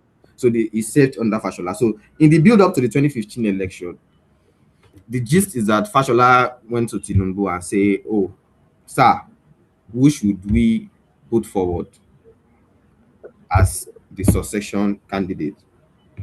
The gist. And Tinubu told him, "Amzat." So Fashola started promoting Amzat. And then later on, I don't know, the gist that I heard is that, because of the old religion sentiment in 2015, especially when APC came in and then PDP and other opposition parties were saying, "Oh, it's a Muslim party," and all that. So, and there was that sentiment that, oh, a Muslim ruled between 1999 and 2007, and again, Fashola is a Muslim as well. So they needed to bring in a Christian. So the whole Amzat thing fizzled out, and they brought in Ambode. So Fashola was disappointed, according to the gist that we heard, that, "Okay, why did you tell me this and you made me look..." And I spent my whole time promoting this guy only for him not to even appear on the ballot box. Yeah. So when Fashola left, Amzat left the scene, and Fashola made him his SA, special advisor, when he was minister between 2015 and 2018, I think, when he resigned to join the governorship race in Lagos. Sanwo-Olu wanted to be Amzat's chief of staff. That was Sanwo-Olu's ambition. Are you for real? Game of Thrones. This is out there. Sanwo-Olu's ambition then was to be Amzat's chief of staff. So when this conversation was being had, the party leadership had decided that Ambode would go. He has to go. So there was deliberation, and Amzat's name was put forward. One thing Tinubu doesn't like or doesn't do, obviously he doesn't do it because he doesn't like it, is that it wouldn't give someone who has a strong political structure or linked to any strong political structure power, because he knows what that means. It's like you are giving him all the rings on Thanos, and he can. If everybody had that, he would have finished Tinubu in 2018. So he was skeptical about that, even though Hamzat was a popular choice within the party. And then there was this celebration of why do you want to remove a Christian governor and replace him with a Muslim governor? So somebody very close to Asiwaju suggested Sanwo-Olu. Asiwaju didn't pick him. Somebody suggested Sanwo-Olu. And then Sanwo-Olu got the nod. So that's how Sanwo-Olu emerged. However, before Baba Hamzat died, that's the deputy governor, Tinubu had made a promise to him that his son would become a governor in Lagos State. And interesting, it couldn't happen in 2018. And they said he must fulfill that promise for two reasons. It's not fulfilling the promise. It's fulfilling the promise now because it's something that he has to do. In 2023, the APC in Lagos was polarized. Yeah. And started in 2019. In fact, it's something I witnessed firsthand in the 2019 election, that APC, long-term APC supporters, mobilizers, they were actively campaigning and voting against APC candidates, at least in my constituency in Mushi. Some of them went to Accord, some of them went to other parties. They united, they voted for Buhari, but in the other elections, the state and the local elections, it was split down the line. So the division was already there, and it expanded in 2023, and that was part of the reason. Not because we are saying, oh, that's the reason. It's like we are trying to downplay Peter Obi's popularity or acceptance. It was part of the reasons why Tinubu lost in Lagos, because the party was not really united, and elements of Justice Forum were angry. Some elements of the mandate group were also not really happy. This also has the whole Aregbesola angle. Don't let us go into that. Yeah. So basically, the party was fractured in a way, but they managed to put things, to mend things, especially after the presidential election, and they united behind Sanwo-Olu, and that was why Sanwo-Olu got his re-election. Immediately after Sanwo-Olu's election, Tinubu announced that there should be no groups within the party. There's nothing like mandate. There's nothing like everybody is under one party. One party is one party. Under one party, so that we can build that unity. But I think that I saw that as a, as a prelude to him choosing Hamzat, or just obviously, trying to switch things up. So Hamzat is the golden boy now. He's most likely going to be the front runner once the announcement. No, he's the front. He's the front runner. But are they going to run any primaries, or is going to be no? The death of Hamzat Senior. Yeah.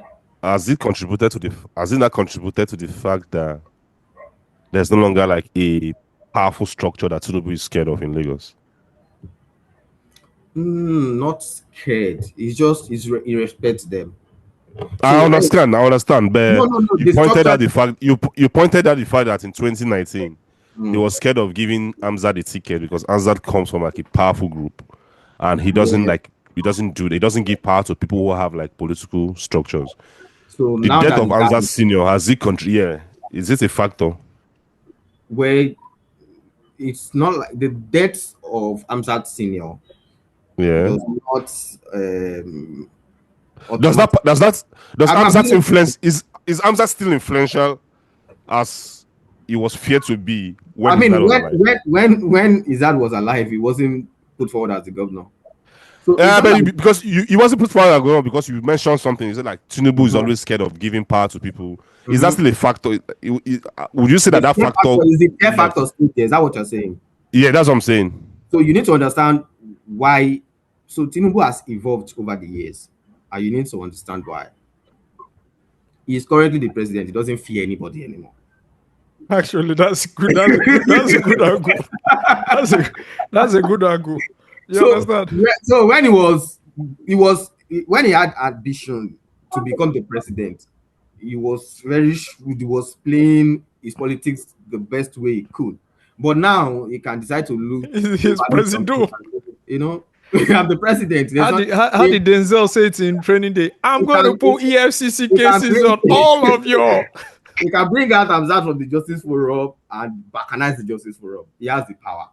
The money is there. The influence is there. So that fear factor is no longer there. That's one. Secondly, you also need to understand that the Justice Forum group, these Hamzat, do you know that Hamzat's brother is currently the chairman of, I think, Ifakoja, a local government?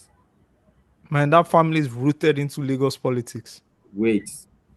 His older brother was a two-term House of Reps member for Mushin Constituency 2. He left Mushin and went to Ogun State to play his politics. Currently, is the commissioner for chieftaincy affairs in Ogun State. And that is just their own immediate family. Imagine how many people that have emerged from them, essays. So they also have structures. I can see Steve Dede smiling. Now we get Lagos. I want to move to Jude now to discuss something. But before then, Jude, please answer this question for me. The reason why, do you think the reason why El Rufai now is facing these like ESC troubles and he's in detention is because Tinubu has identified him as the most dangerous, and I'm putting that in quotes, to absorb him in the elections, because every other person has been left to do what they can do, right? And they're making a mess of it, as we've said. But he's almost like he's singularly picked on El Rufai to say, if I let this guy roam free, this guy is going to cause me major problems. So I'm just saying, why is it that he's the only one that has been singled out and picked up and is in detention, that out of the coalition? You know, how much like damage? I think that we give too much credit to El Rufai politically, right? He's a good politician. He's a smart guy. But he's a good administrator. Yeah, a good administrator. But in terms of political clout in the north, I don't think he wields enough political clout. I'm sorry, his supporters may disagree, but he's a featherweight politically in the north. He's a good guy. If he's on your side, he's a plus. But when you compare him to the likes of Atiku, Kwankwaso in that northern region, he should rank lower than those two, you know. Okay. And even Sule Lamido and the rest, he's not that guy. Let me put it that way. Yeah. But in terms of how he fell out with Tinubu, now what Tinubu likes to do most times, especially if he has the levers of power around him like he does now, is to humble you. Now, when he nominated El Rufai as a minister for ministerial appointments, he just wanted to work with the guy because he's smart. He's the guy that is like Amechi. You give El Rufai an assignment, gets it done, right? He just wants to keep things moving. You know, he's a technocrat. Let me use that word that has been abused in Nigerian politics. So he wanted to work with El Rufai, right? But then he saw that immediately after El Rufai lost the ministerial ticket because he was being opposed politically in Kaduna State, El Rufai just went gung-ho. He started going after the president, started going after the APC, started going after everybody, started insulting Tinubu almost on a daily basis. Tinubu was like, hold my beer. I'm going to teach this guy a lesson. I'm going to teach this guy. I'm going to learn. Yeah, so Tinubu was like, hey, we're just playing here, man. I didn't know we were gonna... So that was when the law enforcement and the anti-graft agencies were activated against him. Does this guy have anything, any files, any debt anywhere? Come on, let's go. And that's how I think he's just trying to teach El Rufai a lesson. You can run your mouth, but right now I have the presidential power. That's all he's trying to do to El Rufai. I don't think it has anything to do with politics. On the basis of 2027. No, he just wants to humble the guy. Because the guy has been going out, the guy started going after him immediately after he lost that ministerial. And he was like, okay, two can play this game. Let's go. That's what Tinubu is trying to do to him. So here's the thing. The El Rufai, the old El Rufai scenario. One thing you also need to understand, we also need to understand about politicians everywhere, and especially Nigerian politicians, is Immediately an election is concluded, they started thinking about the next election. The reason why Erufai didn't get the ministerial appointment, Tinubu wanted to work with him. Tinubu does not have any problem. And Erufai said it in one of his interviews. He said the president reached out to him and said, can we work things out? And he said, I asked the president, how?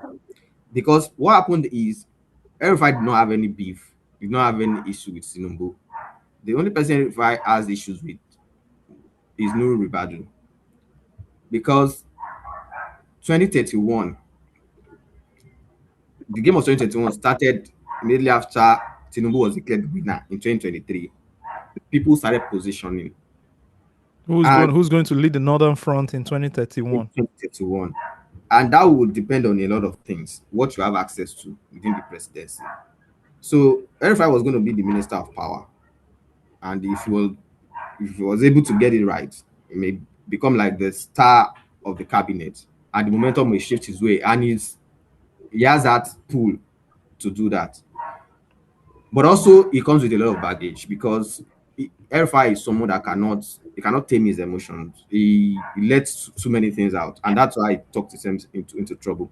So, when the whole thing was going on, what I heard is that, of course, being the national security advisor at the time, they thwarted his ministerial, but they couldn't have single-handedly do it. Maybe someone also said something to the president because the president met with him. They had a conversation after the Senate rejection. They had a conversation and that was it. So I think the president still wanted to use him in some kind of capacity. But what people like Erufai do not understand is that between 2015 and 2022, Tinubu was not really body with Buhari. But Tinubu saw Buhari as someone that could get him the presidency. So he endured everything that was done to him. And he didn't bring down the house. He didn't leave the party. And I think that's what Erufai should have done. Erufai also has ambition to become the president in 2031. That is clear. And that's why if Erufai was a free man today, maybe he would have most likely backed Peter Obi. But we'll never know. So now, when the whole thing started, if you do like a content analysis of Erufai's criticism, of course, if you are fighting the NSA, the president will take some bullets because it was primarily targeting the NSA. In fact, he was mentioning his name. And what got him arrested was when he said, "Oh, we tapped the NSA's conversation." I'm not sure if that's crazy. That is crazy. The election is crazy. That's crazy. So he became obsessed with the NSA, and he was going after him. He was saying all sorts of things that there's no the security situation in Kaduna has improved because the NSA was paying bandits. Because so it was making all those kind of comments that is giving the government, a bad image. And with the kind of reforms Tinubu undertook, it's going to be an unpopular government, whether you like it or not. So, and if there are people who have voice, the people that when they talk, people want to listen to them, whether they have political clout is a different thing entirely. But what you need to understand is how these people's voice shape conversation and shape people's narratives. Yeah, you will know that okay, this is a threat. I'm trying to distinguish between what you said that is not a political threat, but it could become a political threat, courtesy of his utterances. Yeah, not the coalition thing, but like coalition, narrative shaping and all of that. Narrative shaping and all of that. It's very good. So he needed to be tamed, but they couldn't really find anything of substance to hold him, to detain him, until he made that mistake. Statement, I think it was on Arise or something. Yeah, it's just come on. So he should have gone to channels and gone to show Oking Baloye. That one would have taken him somewhere else and saved him the wala. But I think Arise were really interested in that thing and they zoned in on it. So anyways, I want to bring it back to Lagos now. Jude, we've talked about Hamzat. We've talked about him being the chosen one. It's probably going to be a unanimous decision under the APC. Please, what is going on with opposition parties in Lagos State? We did a whole analysis Steve was kind enough to give us a whole analysis. We did a few episodes ago. We We counted don't do the that. number of- We don't do that. We don't do that here. We don't do opposition in Lagos. We don't I'm do- sorry. We don't do that. Sister Man, go and sit down. I don't I want beg. a one party Lagos state. You understand? Jude, I want you to please tell us what is going on in Lagos with opposition parties, right? The last elections, we saw a covert APC person join another party and run alongside a Nollywood actress. Of course, the whole thing was, a sham. He defected back to the APC and even put out a statement that he's even stepping down for Hamzat. Like, what is going on with the PDP? What is going on with where is Vivo Roads? Which party has he? Is he still in the LP? Is he in AD? What is going on with opposition party in Lagos State? See, shout out to Jando, my guy. Shout out to Jando because Jando has guts of. I don't know where he gets his guts from, but whoever promised him was going to get the APC ticket lied to him 1,000 times. Jando flew all the way to Aston Villa, met with Tinubu. I think that was sometime in 2024, thereabout, or early 2025. Which he thought he was going to get the APC ticket for 2027. I was like, guy, you just came into the party. It doesn't work like that here, So I was wondering where he was getting the guts from. And piggyback to Hamzat, before Hamzat was doing his endorsement round, trying to get endorsements from here and there, Jando inserts a statement that's, oh, look, nobody has been endorsed for Lagos Guba 2027. Don't believe what you are hearing. Don't believe what you are seeing. I was like, guy, calm down. In a week or two, you will know your place. And that's what happened. Hamzat eventually endorsed. Jando has gone quiet again, waiting to play his cards the next time. So back to opposition politics. I think that Pusha Duarte will get the, if ADC sorts itself out. That's a big if. If ADC sorts itself out, I even think that Badebo may lose to Pusha Duarte in a free and fair primary election. And that even if it goes to consensus, Pusha Duarte will still beat him. As for PDP, that party is a relic right now, not just in Lagos State, nationally as well. Gone. We don't know where the PDP is. We don't know if the PDP is Kabiru Turaki or Nyesom Wike. So that party is as good as buried. It's going to be a straight fight between Hamzat and whoever the ADC is able to cobble together. Apart from that, other people will come and play, but at the point we are right now, Osagie, and it pains me to say this. It really pains me because I was really looking forward to united opposition. At this time in 2013, 2014, we already knew that the APC was going to give the PDP a run for its money. Right now, with just few months to the general election in 2027, it just looks like what they call in football, you just coast is going to happen now for the APC. And it pains me to say it because I wanted a united, a strong opposition. That's why I was excited with the prospects of the ADC on a national scale, giving the APC a run for its money. But it doesn't look like that's going to happen. Court cases here and there, whether it's the APC, whether it's Tinubu playing the court cases, we do not know. But the opposition is in shambles right now in Lagos and elsewhere. Okay, walkover. That's the word I was trying to. It looks like it's going to be a walkover for the APC. Sad to say, ahead of the 2027 general election. Very sad to say. So in the ADC right now, right? In the ADC right now, you have Gbadebo, Vivo Roads, and Funsho Doherty leaving their. Funsho Doherty left the PDP, I believe, or where? He left and came to ADC. Gbadebo also came to ADC. What? Like, this is wrong timing, right? And one will not step down for the other. But deputy Funsho for me on a if I were to choose, place Funsho Doherty Gbadebo Vivo, any day, any time, I'm going to go for push up because I feel he has more. He knows his onions politically. Gbadebo just plays to the social media X crowd most of the time, and I don't think he has that much depth. Apologies to his fans if they attack me after this podcast is out, but I interviewed Gbadebo Vivo in just before the 2023 election, and there was a lot of surface talking that I got from that. I don't think he really has the grasp of things. Like, yeah, he's a technical, he knows things in his architectural field, but he's not a realistic guy, So I think if it comes to the general election, primary election, I'm sure that he's going to beat him any day, anytime, anywhere, So, Jude, it doesn't work like that. Yeah, so look, it doesn't work like that.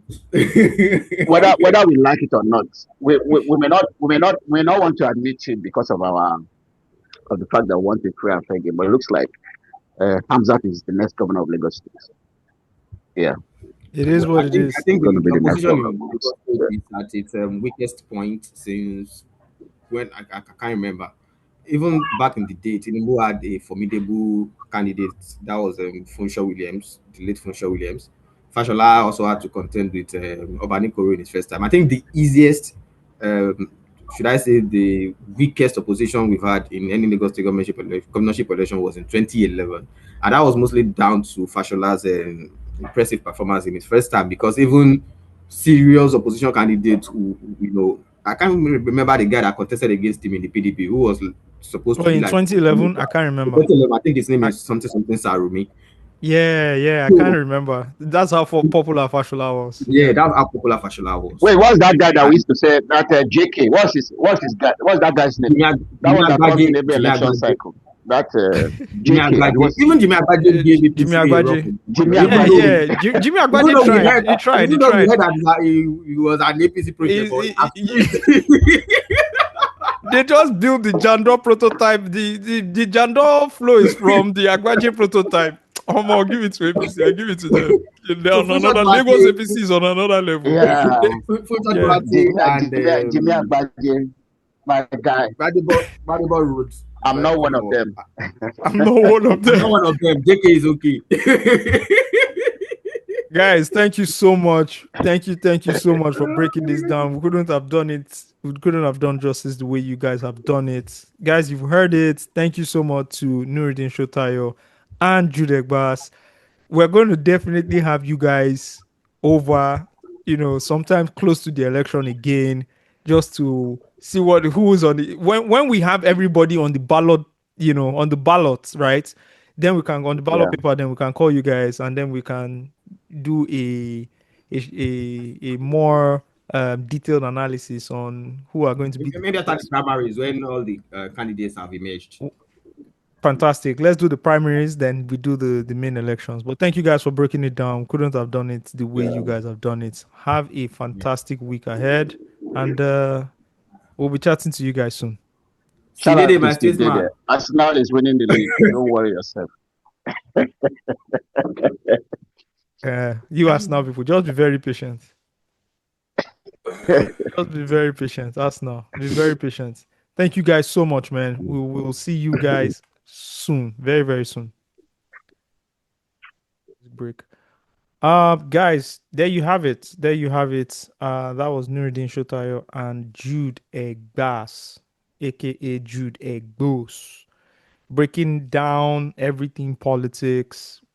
Guys, that's it, man. I don't know where it's so complicated. It's not straightforward. It's so complicated. But I think you guys have heard enough of that. Let's go for a music break. And when we do come back, we will be talking all things entertainment, of course. Get ready for Ayo's explosive review of Asake's money and other stuff that we have to do. Of course, this week in history, etc. Well, let's get on to the music, and then we'll see you guys on the other side.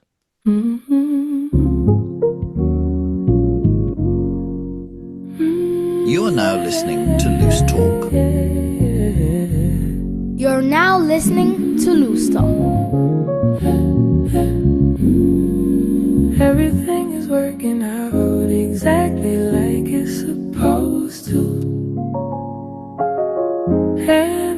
working out exactly like it's supposed to.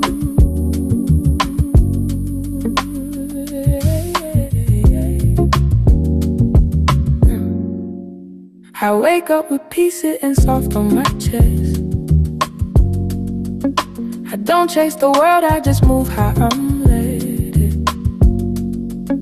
I trust every step even when I can't see it. I know what is mine is already with me.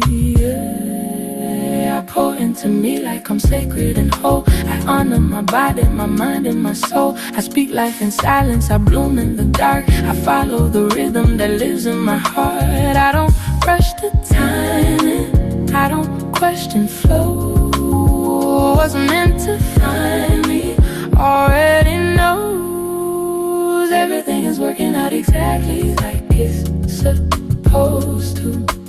I release control, let it go, let it hold me. I am safe, I am sure I am right where I go to. Everything is working out exactly like it's supposed to.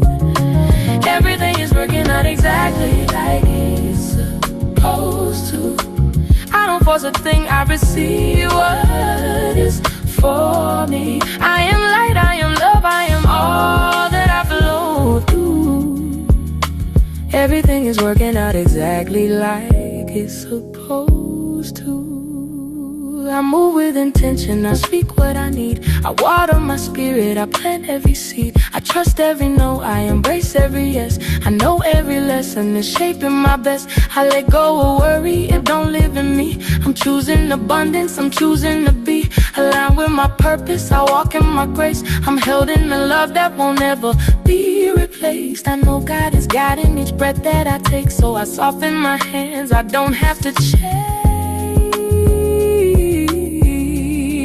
I don't rush the timing, I don't question flow. What's meant to find me already knows. Everything is working out exactly like it's supposed to.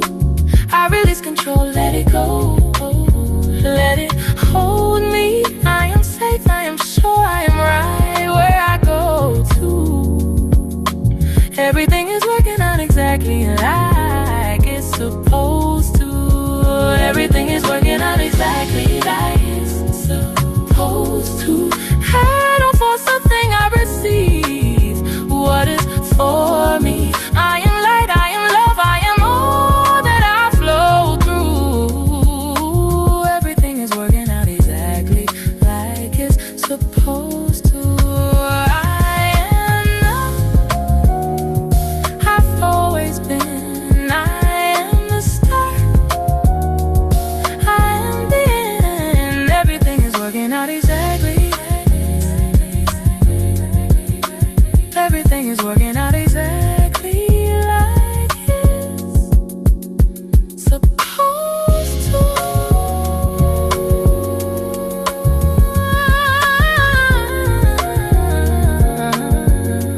Everything is working out exactly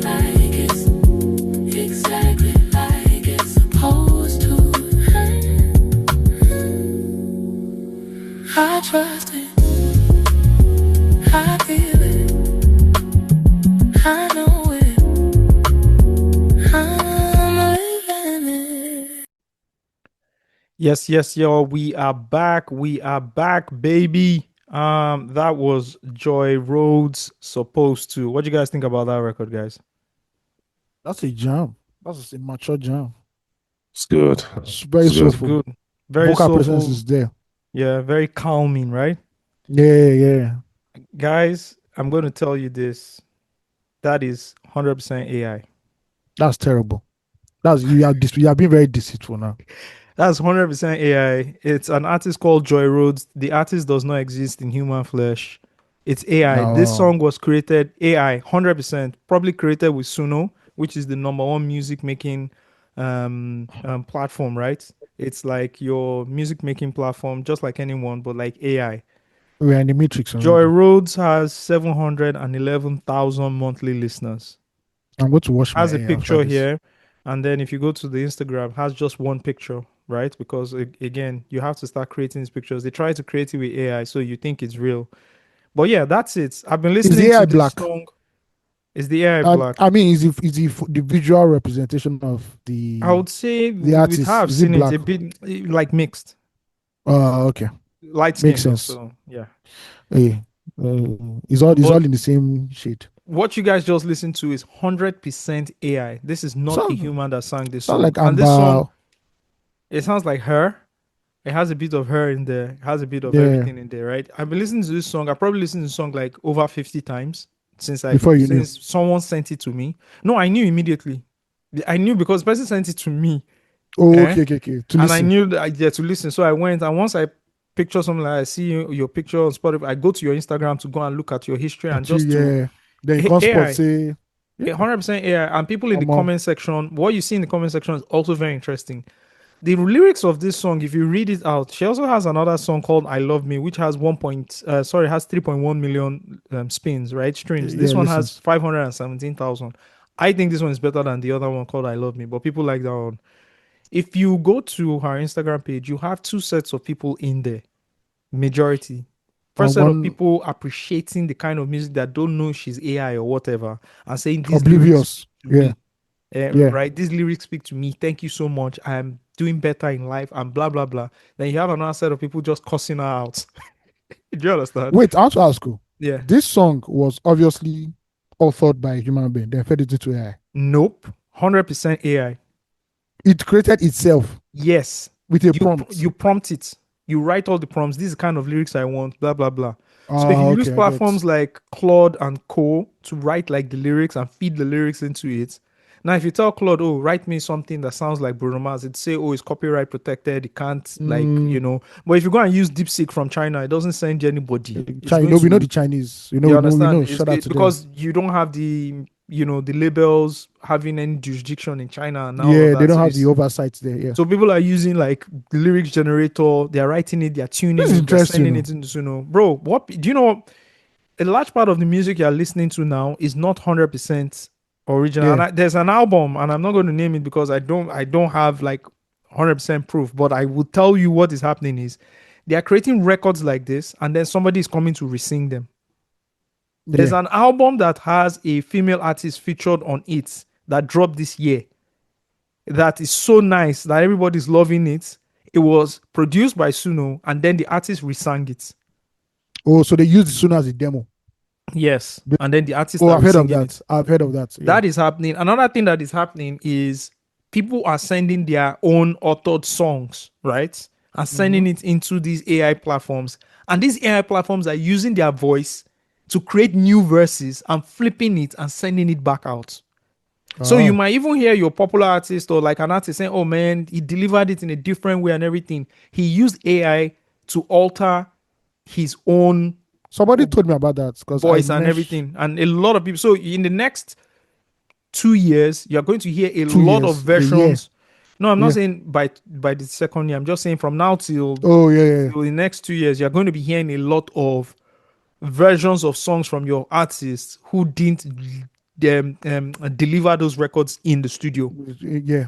So that is happening as well. But I wanted to ask you guys a question, and I'll tell you where I stand, right? Before you guys can go ahead and speak about yours. People are cussing out. A lot of music enthusiasts also on Twitter started discussing Joy Rhodes, right? The AI singer.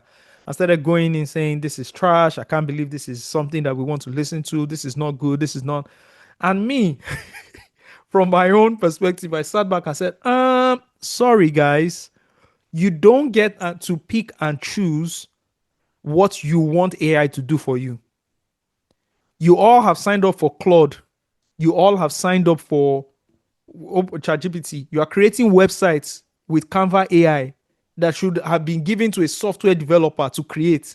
You are boycotting all of that work.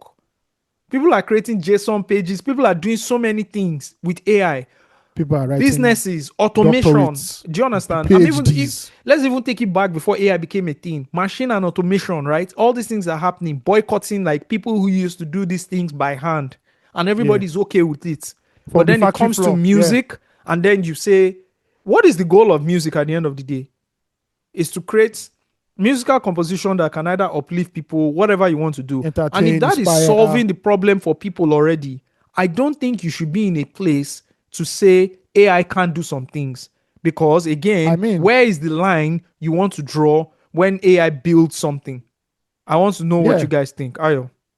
is a your own, from where you are coming from, it is logical in the sense that if you are relying on AI to do this and this, you cannot just come and cherry pick on its pick and say no, we don't want it for music and everything. As a matter of fact, AI has already entered the entertainment space, in case you guys don't know. If anybody knows anything about lo-fi music, that's very popular on YouTube. These are instrumentals, jazz instrumentals people used to relax, sleep, meditate, and everything. From 2023, majority of the lo-fi you're listening to on YouTube, if you don't check the comments and know, is basically powered by AI. Everything there is AI. So people are already consuming AI before you know it, right? And it's funny enough that the Oscars put out a new bunch of how will I put the guidelines, rules, and everything concerning AI and some other aspects of movie making. And then now, people thought there was a ban on AI. People are reasoning as a ban on AI. It's not a ban on AI per se. You just believe that it has to be co-authored by a human being and not just by a prompt. But anyway, it's all that. See, it depends on how you want to listen to your music. If you want to listen to music and you don't really care about the human aspect of it and everything, it's fine, listen to it. You can't come out, see, we can't rewind time. AI has come. You can't put the cat back in the box. It's fine as that. If you want to and if you just decide that, you want to listen to music that is inspired by a human being, it's well with you. But you saying there's going to be a ban on it or it doesn't need to exist, sorry. Humanity has passed that level. We are here right now and we have to deal with it. It's simple as that. And let's not lie. Some of you, I see your tweets. I don't know even your tweets. I see news organizations. And from the first paragraph, I know this is AI. Purely AI at the end of the day. So yeah, it is what it is. It's here to stay. Just choose whatever you want to do with it. It's fine. Thank you very much, Ayo. Steve, what are your thoughts on this? I don't have any objection to AI products. Like at the end of the day, in anything, in arts, film, music, in marketing, software development, whatever it is, because you remember the arguments against using these studio softwares to enhance sounds.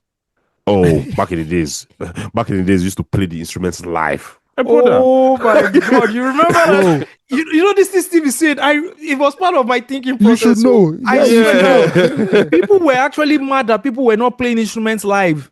Exactly. Yeah. I said, your generation of people, you're okay with that. Then it doesn't stop. What do you think was going to happen? Stop. Technology has to advance beyond. Technology has to advance, and people have to move with it. Do you know that, Steve? Do you know that in movie history, people were mad that sound now became. Before the movies were silent.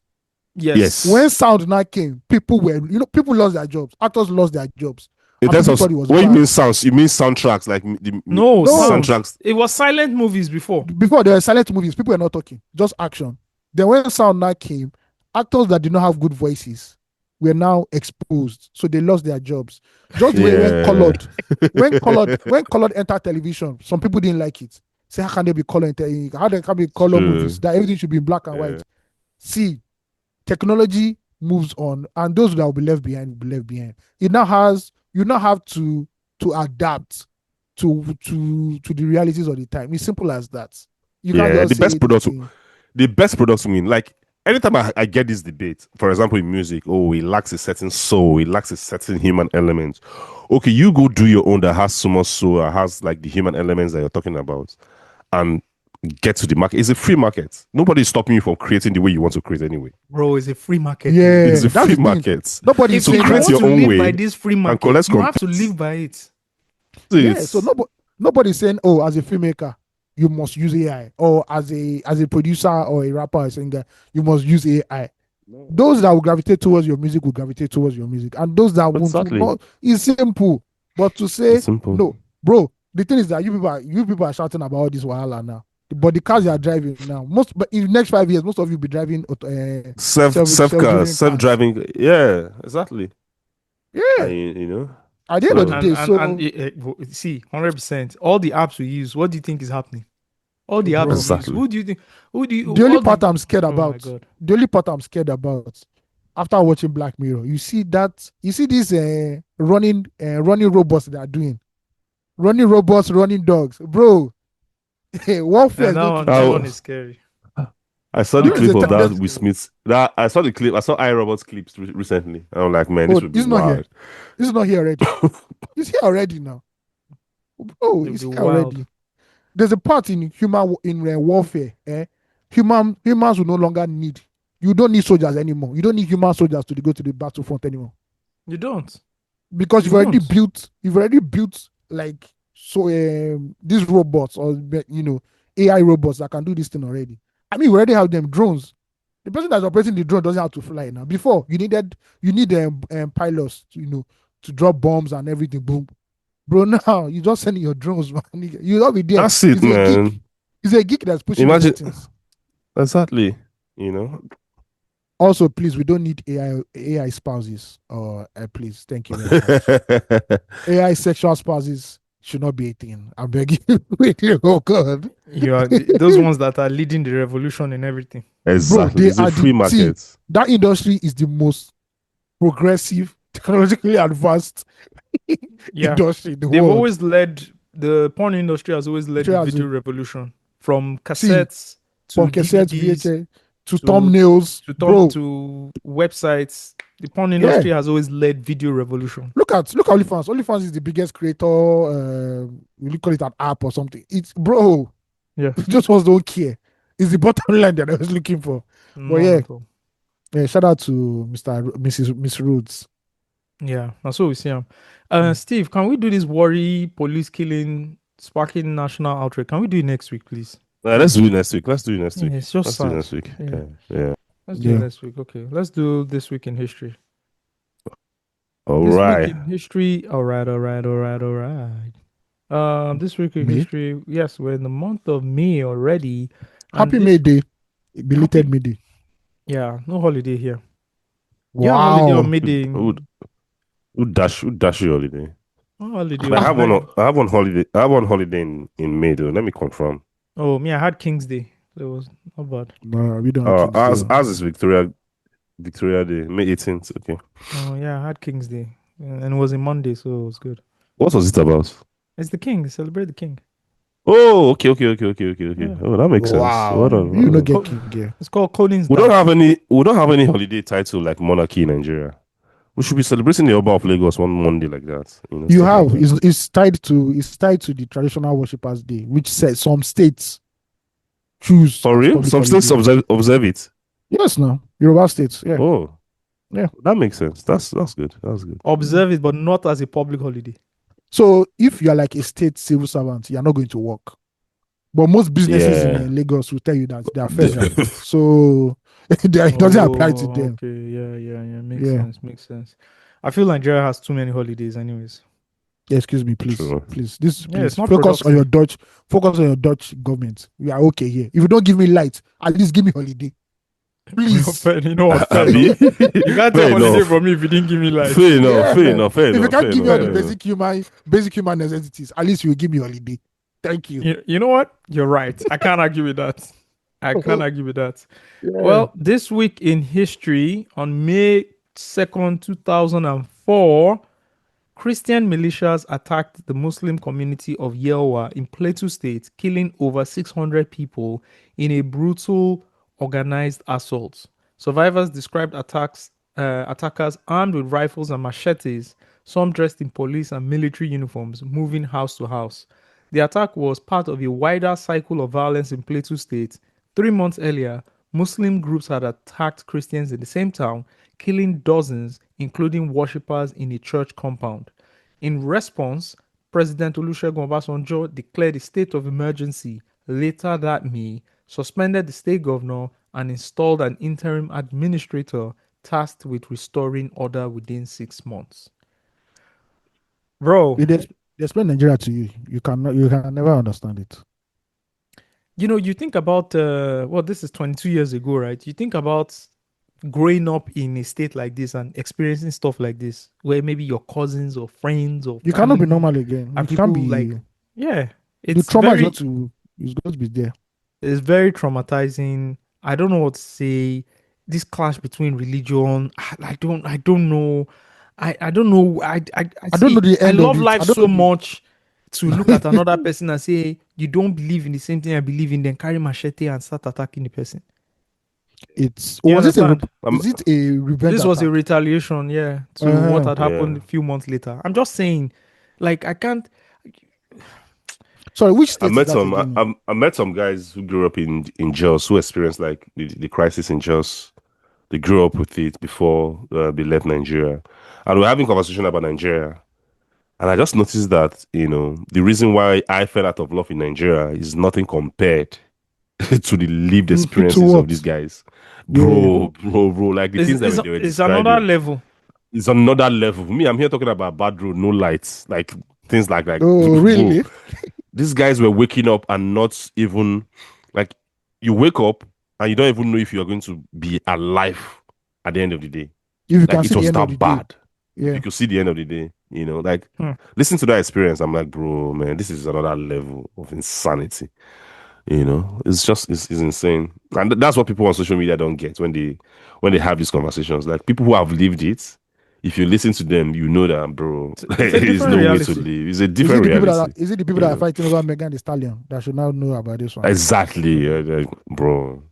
It's a different reality. So it's a Different different reality. reality. It's a different Oh, I reality. see here. Do Kenyans speak better English than Nigerians? Yeah, you Well, saw the guy said it's a that's comment joke. from. He said it's President a later joke said it's a though. joke. Yeah, but he This had to was get from back. Kenya President William Ruto, who claims that Kenyans speak the best English in the world, unlike Nigerians. Let's listen to what Mr. Ruto has to say, just for 48 seconds. Yes.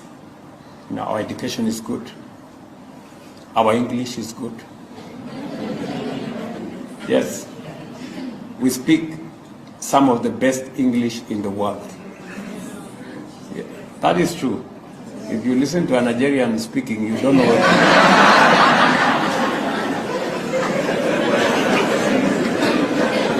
You don't know. You need a translator.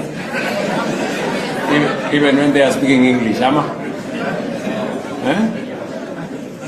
So we've some of the best human capital anywhere in the world, and we just need to sharpen it with more training. Okay, this was a swipe at what our president said about them, right? This is a swipe back, right? You say we're not suffering as Kenyans, and they have to. Oh, was it for it? Oh, that's what our president said. Yes. Now we played it on the. Let's talk about fuel and say even though things are bad. Oh, that's true. That's true. We're not suffering as Kenyans, and But I've noticed something. Sorry. Yeah. I've had the chance to be in like spaces where you see other Africans, maybe even just online meetings and everything. There's a certain tension when Nigerians are introduced in the room. I don't know why. So, here we have the Nigerians, and you can just see people moving uncomfortably in their cameras. I don't get. I don't just get before you get there. Let's just finish this because that's also a very interesting topic, right? So Nigeria currently ranks 29th in the English Language Proficiency Index, right? 29. Kenya ranks at 29th. Kenya ranks 19th. So technically, he's not lying. He's not lying. Yeah, he's not lying. And I do know my Nigerians, right? I know my fellow people when it comes to speaking English. Speaking English is not just speaking English, right? Yes, it's not being verbose. It's everything that has to do when you write that the pronunciation, that IELTS test. That's what it is. That's English. International. Do you think international English language? Pidgin English? Yeah. Do you think Pidgin English has played a role in the quality of our English speaking in Nigeria? No, it's not Pidgin English. It's actually the other languages that then translate directly to English, and then the way we then speak. It's a lot. If you look at, I don't think so because it's like when someone says, "Oh, you're finding my trouble." It's just the Yoruba version of Onwajami, which is you're finding. So they just take the, and then you tell a white man you're finding my trouble, and the guy's like, But it cuts. No. I'm not even putting this in comparison or to like in the comparison of white man or like, I'm just saying like compared to other African countries. You know the problem. Do you? Our standard of education is bad. I think we have a. Go ahead, sorry. Because if you really have like good education at some point and you're really learning English, this will negate itself. You'll be able to speak pidgin English well, and you'll be able to speak proper English well too. Yeah. See, guys, you want to check, we should do a proper research into how many countries require Nigeria and other African countries to be tested, right? To be tested for English language proficiency. The countries that don't require other African countries definitely do better than us. Bro, I meet Nigerians here. I think the way when we say English is like we're watching Netflix and we understand what they're saying. That's not English. No. From things as basic as phrasal verbs and idiomatic expressions, Nigerians, a lot of Nigerians, don't let's even go into comprehension. A lot of Nigerians lack the knowledge to be able to converse. It's terrible. I'm telling you, I'm like outside Nigeria, people who have traveled. You're bewildered and you're thinking, how is this person even living their daily life if they can't think or speak well? Speaking, listening, reading, understanding. And what's the last one? Writing. And right, you want to start with writing? No, writing. Bro, now you are all apostle now. When they say, "Oh, please, send in you want to apply for a job," and you see some people writing, you're like, "No, this can't even come on. This is not possible now." Do you understand? On a scale of 1 to 9, bro, we're not there. This hype that Nigeria has, that we just assumed. I know what caused it. And then they've just sunk it into our heads like we're a top. In the 90s, we're not even like we're not top. 90s was the world. I would say Nigeria has a rural problem. When I say rural problem, I think from what you've seen, maybe it's changing now. It has definitely changed. The standard has like really gotten worse in the last over 20 time. years. The standards has been deplorable. But I would say, let's say like 20 years ago, 30 years ago, you see like someone who was educated in an urban environment, like speak. I think the level like Nigerian, like urban Nigerians, like Nigerians who are in urban cities. Yeah. I think the level was like really, really acceptable. I think the problem I had was like the rural areas because that was where the quality of education wasn't at, that much better. Do you understand? Yeah. But I think it has gotten worse over time across both urban and rural. Of course. Yeah, Of course, because the standards in the urban areas have dropped. Let alone. Let's take where are the model colleges? Where all those model colleges, you would fight tooth and nail to get in there, to get into a model college. It used to be tough. The standards used to be high. Whether it was model college, Igbogbo, Ijaniki, what's the name of the other one? Oh? They were top. All of them. Yeah. Where are they today? The standards have dropped across board. Then these private schools came in and even worsened it. Because all they needed to do was get a license. And nobody was overseeing what they were doing. Yeah. At some point, you now started having Montessori schools in Lagos. But the standard was not Montessori. It was not. So what was going on? The standards are now all over the place. Yeah. The funny thing about these standards was that I remember back in primary school, almost every term, we used to have these, I don't know what they are called, from the Federal Ministry of Education. They come in, and for 1 week, than your school, listening we used to classes. Have that across. Yes. It's true. But it's true. I'll be surprised now. Those people don't exist. It doesn't happen anymore. Trust me. But do you know the generation that spoke the best English or who could speak the best English was the colonial generation. The people that just did standard 6. If you hear an 80-year-old man who was trained to speak English, there's a very popular clip of a woman at a protest, speaking at a protest in the 90s. 93. Yeah, speaking 92, out protest. There was some few crises going on, and they were in front of the petrol station. And then she was complaining So if that was today, if that was today, you just assume she's a returnee. Yes. Yeah. The way she Easily. enunciated her words, The the way pronunciations, Nigerians spoke, everything. we don't even Yeah. speak like that. Bro, Exactly. the Vox Pop where we did. If it was today, you would just assume she was a returnee. Like maybe she was trained in Canada or America or yeah. United Kingdom. Yeah. Easily. Yeah. So the standards have dropped, affected all of us. The standards have dropped. Yeah. The way we speak, then again, right? What did we do? We mortgage the future of our children. So how will I put it? We subletted the image and narrative shaping of the country, which will also affect our children, to businessmen in where Ebin Pejolane. I think the first thing. No, that's what we did. I think the first thing. Because look at the people. Sorry, Ayo. Look at the people that now made their way to the screens. Look at the people that made their way to the screens. People, and that's why I'm going to tell you this, and you think it might be a joke, but there's a reason why people shout a lot. Because in movies, whether it was Nollywood or Yoruba Nollywood, people just shout. Everything is Nollywood. Yeah. Then everybody just shouts. Everybody just shouts because in the movies they're all shouting. These things are image shaping. They are narrative shaping. And do you know why now we've gone from that, right, which was messed up, and no matter how many times that Rita Dominic era, Genevieve, like in the Edo era gets like a lot of hype, then Gen Z adopted their whole style. I hate that era because I hated those movies. All of them, they were horrible movies. The storytelling was bad. The dialogue was horrible. The acting was terrible. And we've gone from that to Uche Montana.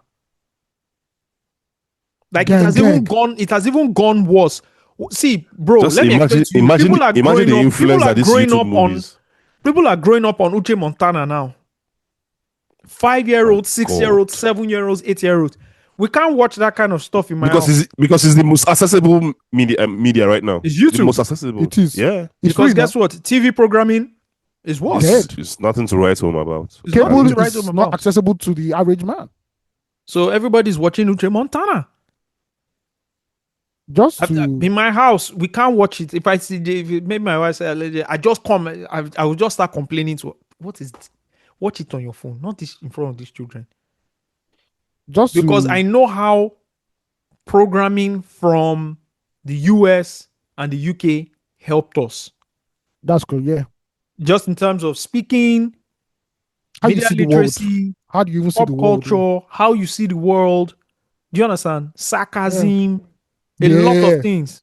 A lot of people don't know what sarcasm. They don't know what sarcasm is. Nigerians struggle with sarcasm. They think you are insulting them. Bro, if you are raised up on British sitcoms, sarcasm is like, bro, you pick it up like sharp. I grew up watching EastEnders. Hello. Some others do have them, bro. Do you understand?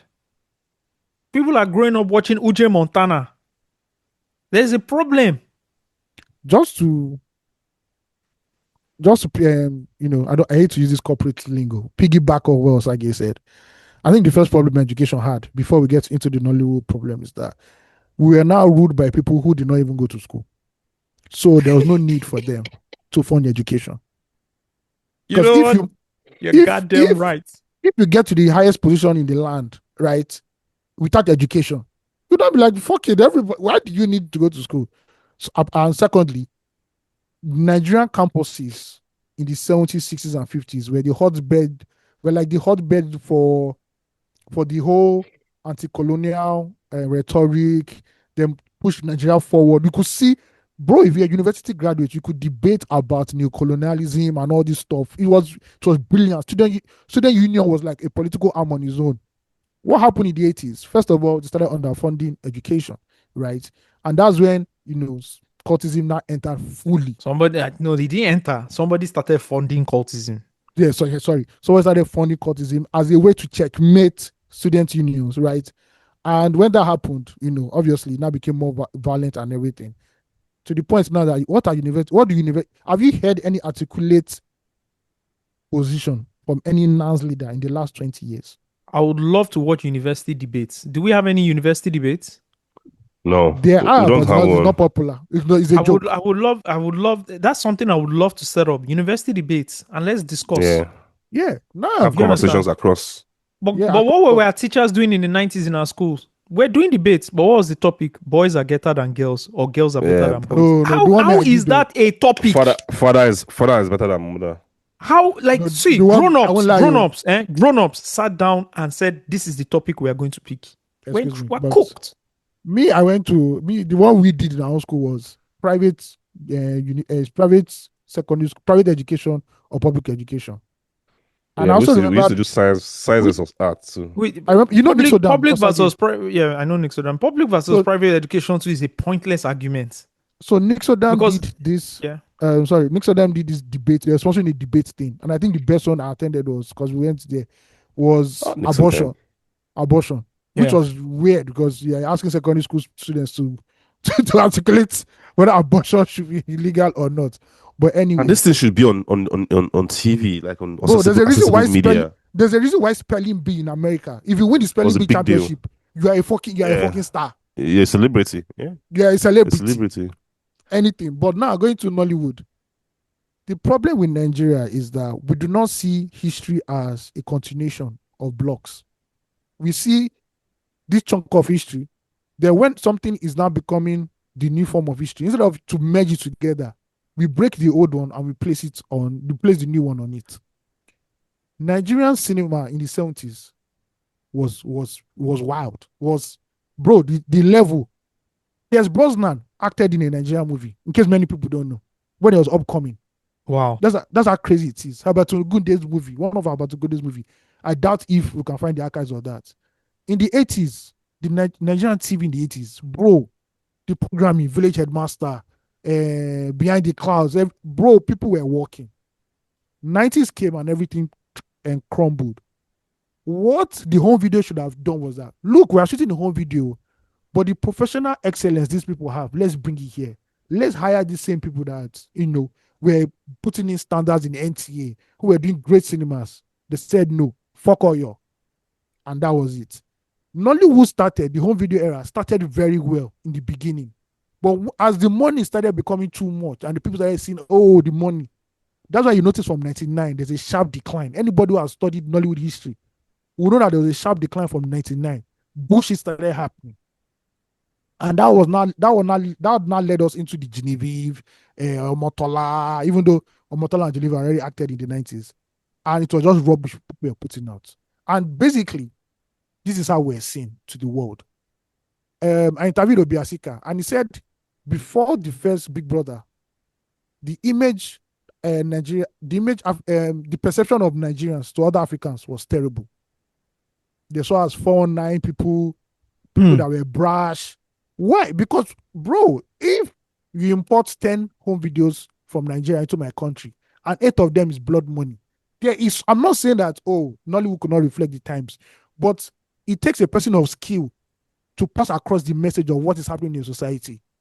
At some point, it almost looks as if they're glorifying it, even though at the end of the day, we know that, what's his name? Patrick Dog will come and pray, and the evil spirit will disappear. Bro, they were glorifying that thing. But remember the ads? He don't come again, no. He don't come again, no. Yeah. He don't kill his family. He don't turn billionaire. You see? Do you understand? They were glorifying it. When you're saying that, a Nigerian can kill his mother or his father or his loved one for money, and that was the singular narrative. There was no other narrative to counter that one, right? That was the image. It was when Big Brother, when the first Big Brother in 2006 came out, that they saw Nigerians as cool. Like, so these people are cool. They're not just, about blood money and everything. There are people who watch YouTube movies today, and that's their perception of Nigeria. These people beat their house helps. These people, Nigerian women just want money from relationships, which is basically what they are showing on YouTube right now. Every YouTube film, first of all, is romance. But the romance is bullshit because it is hinged on money. There is no medium class romantic movie out there. There is no you cannot see poor people being in love in a Nigerian film. It doesn't exist. So we attach ourselves to wealth and materialism, and you're not even shooting these things properly. Well, yes, back at the home, we've done a roundabout to the home video era again, but it's just on YouTube. But we have the poor writers, poor producers creating shallow content and then further shaping the perception of Nigeria. We're back at square one. Sorry, Steve, before you land, you see something as this is where you know that logic is missing in Nigeria. You are trying to portray a poor house help, and the house help has BBL. How does this fucking? No. What is that all about? I don't even understand. I met this woman at breakfast at a hotel in Tanzania. We met the first day, we had like a light conversation. The second day, we had another conversation. By the third day, I think she was like freer. She had her freedom to like have like deeper conversations with me. And one of the first questions she asked me was like, why is that every time I watch Nigerian movies, it's all about money, money, money, money, money, money? That's the first thing. You can see that she has been holding that question since the first day she spoke to me. Trying to measure if this guy is going to slap me with his plate. I mean, look at the biggest YouTube film. Sorry, what was that biggest YouTube film that had the whole Odogu now, Love in a Love something. I've forgotten. Love in a something. That movie, there are so many fundamental rules that movie breaks in cinema, in writing, and it just plot.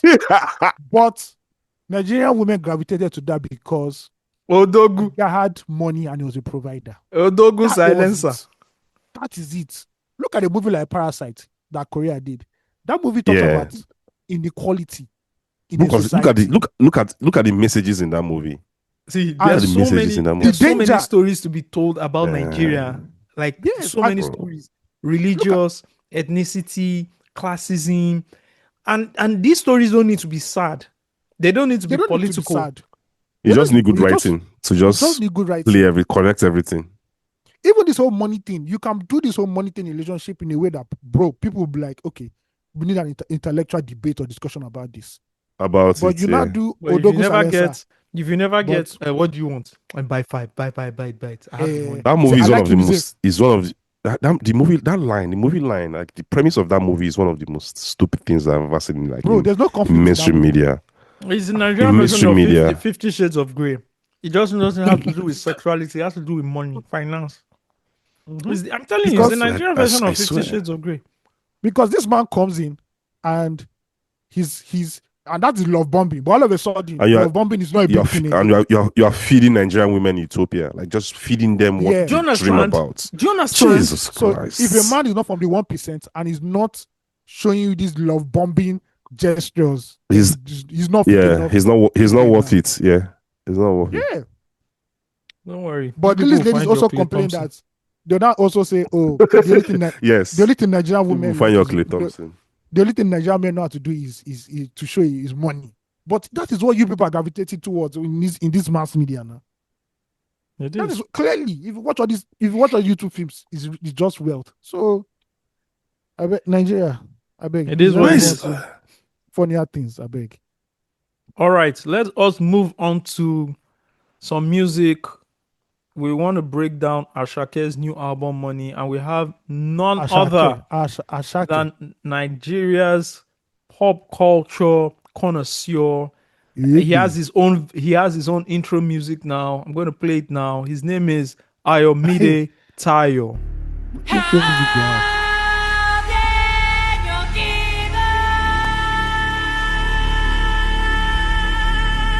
Nigeria's #1. Wait, isn't that from Dune? We'll be playing this every time you're reviewing an album, Ayo. Sorry, isn't that from Dune or something? Yeah, I don't know. This is Ayomide Tayo coming in. Ayomide Tayo. Yes, sir. Where did we start from? Should we play the intro of Asake's album? No, does that set the tone? No, it's the wrong time because there's xenophobia. So I don't think somebody told Asake there's xenophobia in Nigeria, Africa.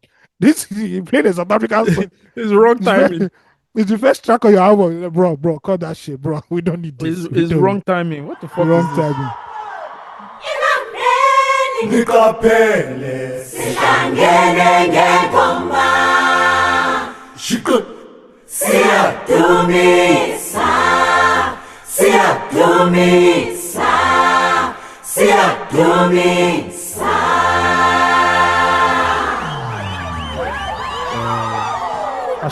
You know what this reminds me of? This reminds me of this song. I was like, I said, Sarafina. Who did this?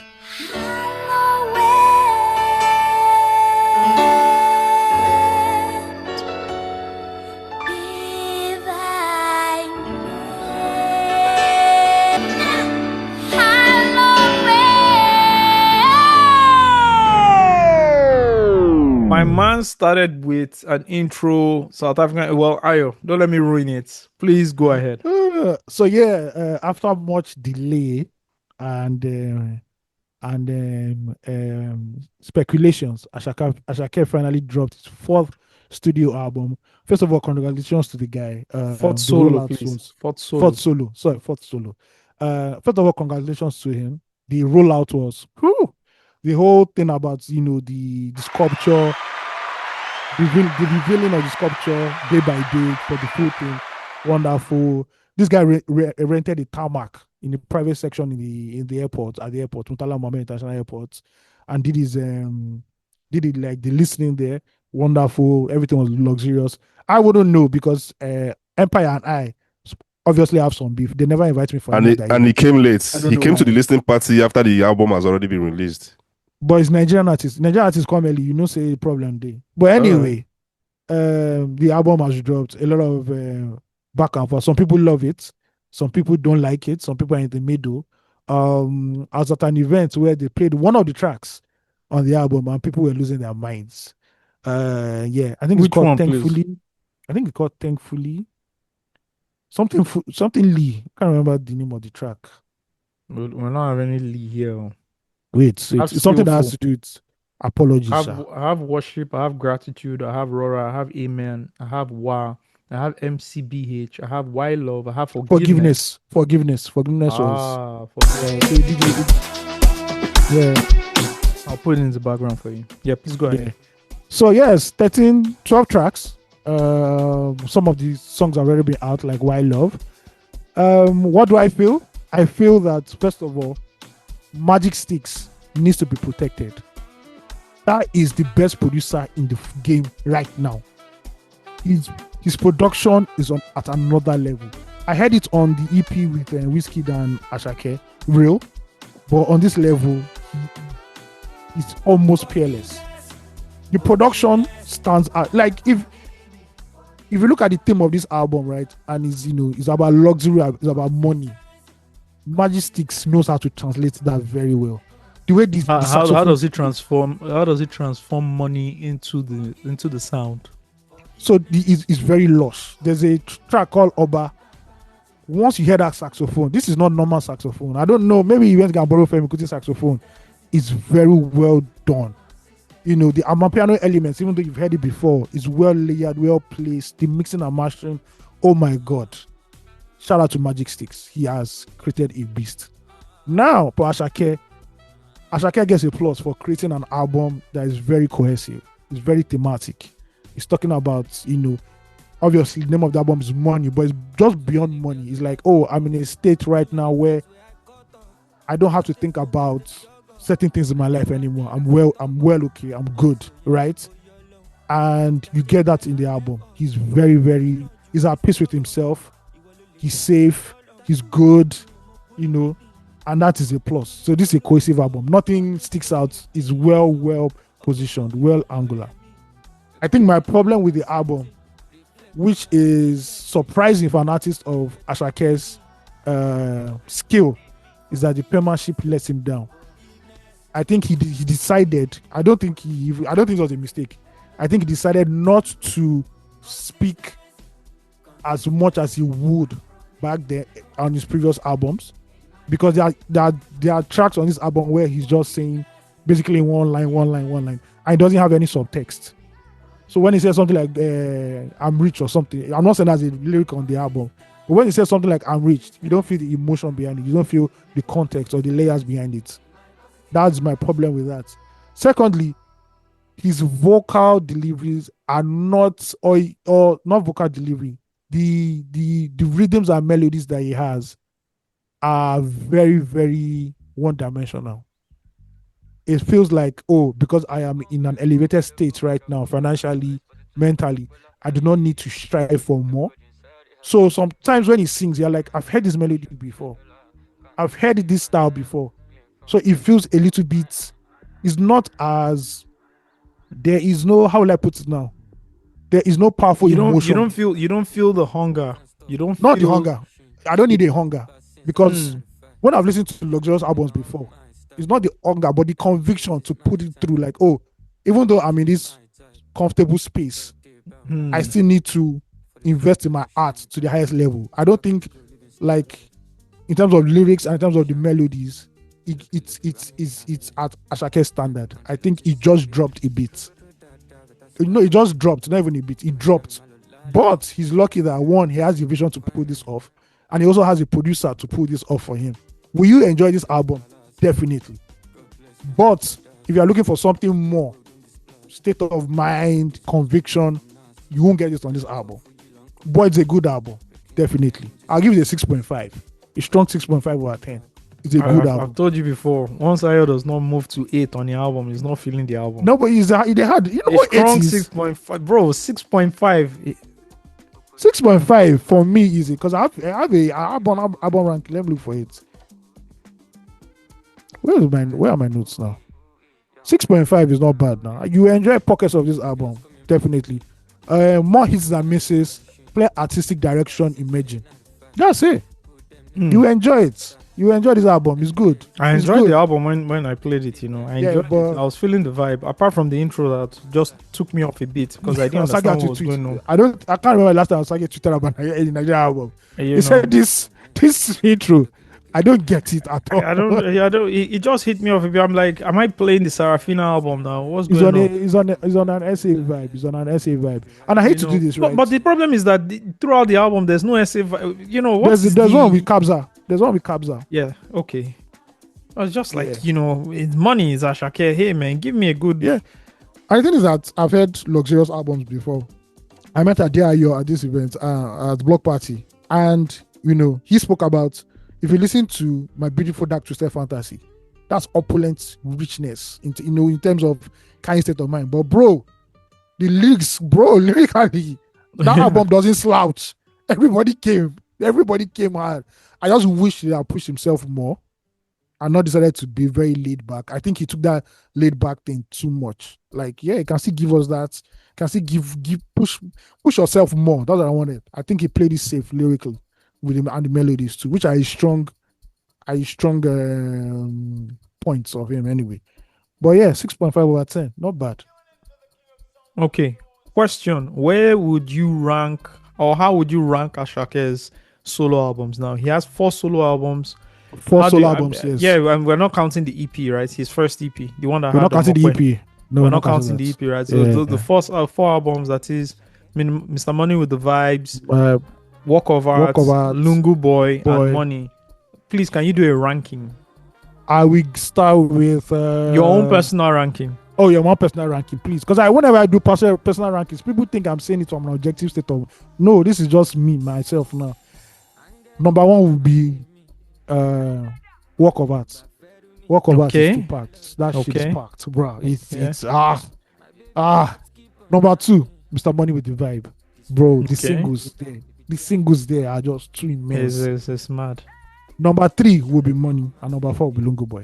You don't like Lungu Boy, Steve? Come here. What's going on with even though I like some of the singles. I like the song with Central C, Active. No, it's not Active. I can't remember the one now. Then the one with Travis. I don't understand his problem with Lungu Boy though, but it's good. It's the fine. consensus in the culture now for people who are living in the Mecca, who are cultured, not people that are living in the what annex. We're not talking about annex Afrobeats. We're talking of Mecca, Jerusalem Afrobeats. People have said, bro, that's skating. No, bro, we don't want. Please give us. Skating took a lot of points off the album. And I also wanted to point something. When Asake was getting ready for his album, he was pushing a militant state of mind. Republic. Yeah. Then that's when he left YBN now, right? Yeah. And even Empire for a bit before he came back. Yeah. Then all of a sudden just switched. I think that Empire really dropped a huge bag for him to have said, okay, I'm not because he went and did stuff with Gamma. And then everybody thought was going to Gamma. Then he went back to Empire. But now like a direct deal with Empire, right? Yeah, direct deal. Just his own imprint and his own vanity imprint and Empire. So what do you think about the branding? I love the brands, the storytelling. You know, he's cut off the hair, changed the whole brand. I love it. He's gotten it right. The artwork, everything has been on point. I can't even fault him with that. From him going to Mecca, then the cutting interview coming out in the same week, bro. I'm clapping for him, right? Even when he did the stuff with Spotify, him choosing to even speak Yoruba, not English, it's fine. It's okay. Everything's on brand. I can't fault him for that one. He has gotten that one right. It's amazing to see how, for me, like Asake, he's cramped up like a decade and a half worth of artistry in 4 or 5 years. 4 years, yes. His 4 albums can last a decade. Yeah. Do you understand what I'm saying? Like, usually the trajectory of an artist like this would be in 15, 12 years. But he's almost like he squeezed everything up. Everything that's happened to him, concerts, everything, tragedy, everything squeezed up in like 5 years. And I think can mentally, 2020. Yeah, can mentally. That's why we see a lot of the way he has changed. Mess with your mind, and that's why you see that impact from going from just being a regular guy to fame hit him so hard. It's so hard. He started off as a very expressive artist. If you watch the videos from his first album, Mr. Money with the Vibes, even on Mokwe, you see him moving around, running around. A lot of dynamic movements, yeah. And all of that has slowed down into him just being very calm and chill. And I think that's the impact that fame can give you if it comes too hard. Even physically, the way he has reacted with a lot of tattoos, you could see that there was a transformation going on. There was something he was trying to process. Because, bro, I don't lie to you, beginning of 2022, nobody knew who Asake was. Then by the end of 2022, people are calling him Artist of the Year. Yeah, it's crazy, bro. It's crazy. But I think the following year, he was already doing O2. It's insane. And money, more money doesn't solve this problem. These problems are not, they're not, they can't be solved by, having more money. Because you are a human being. You have issues to deal with. Yeah. Well, shout out to him, though. I hope he seeks therapy. I hope he has therapists, and all, because you need all these things. Yeah, you need it. It's actually needed. Okay, man. Round of applause to you, Yara, for giving us that very succinct breakdown of Asake's newest album, Money. Steve, any thoughts on the album from your side? No, it's fine. I don't know. I just have like a difference. Maybe I've not listened enough. Maybe I'll do that this week. But I don't know. I just have a special relationship with Lungu Boy. I can't explain it. I can explain it, but I don't want to. Okay. But I have a special relationship with her. That's why I just love it. Okay, fair enough. But you have a special relationship with a mother of one who just released an R&B album. Okay. Let's break that down. You are now listening to Loose Talk. Loose Talk, baby.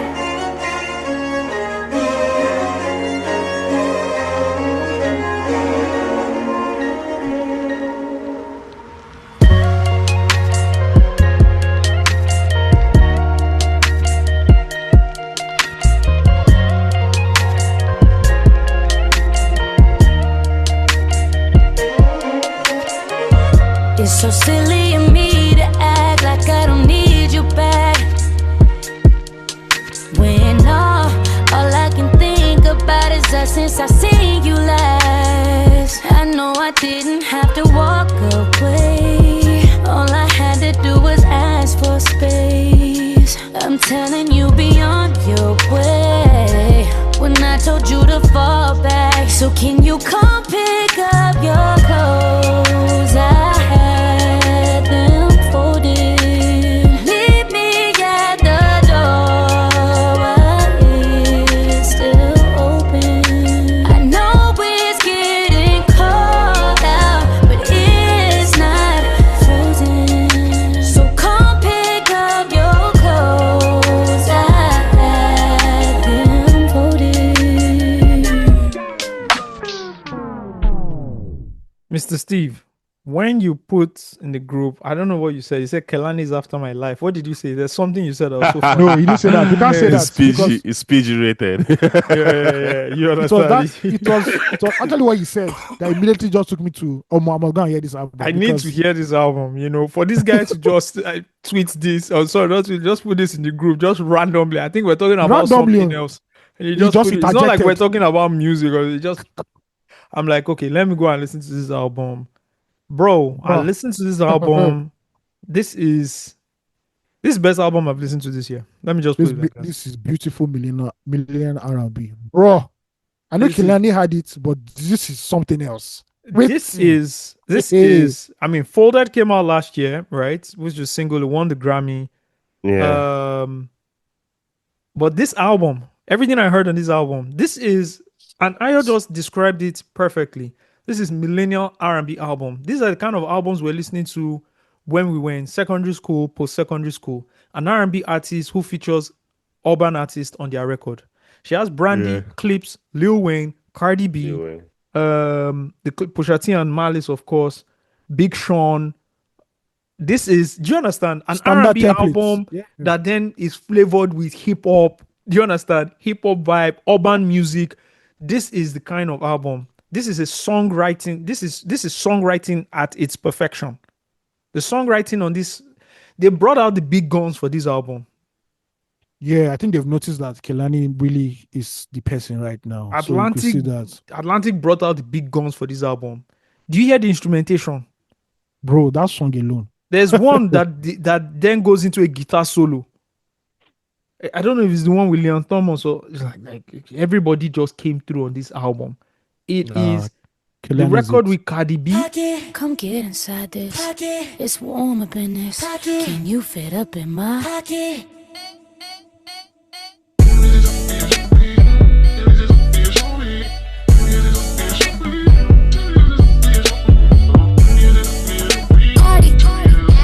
Kehlani. Mother Flamiana, come and heat it up. This that Flamiana, eat it up. Can you hold it down? Is you peeing up? Let's get out of town. We can be and beat it up. Make a mess, clean it up. Blue mint bed, put a new flower in your garden. All this bread, bad horsepower, get me started. So pardon me, I feel like laundry. Soak through my laundry, so take it off of me. It's warm up in this. Come on, man. She also has Usher on this album, Leon Thomas on this album. Bro, this is like the budget for this album. I don't want to know the budget for this album. The CEO personally signed it off himself. Like, bro, this song would have been an Usher song back then. This is like an Usher. If you hear this record, this is an Usher record. Yeah.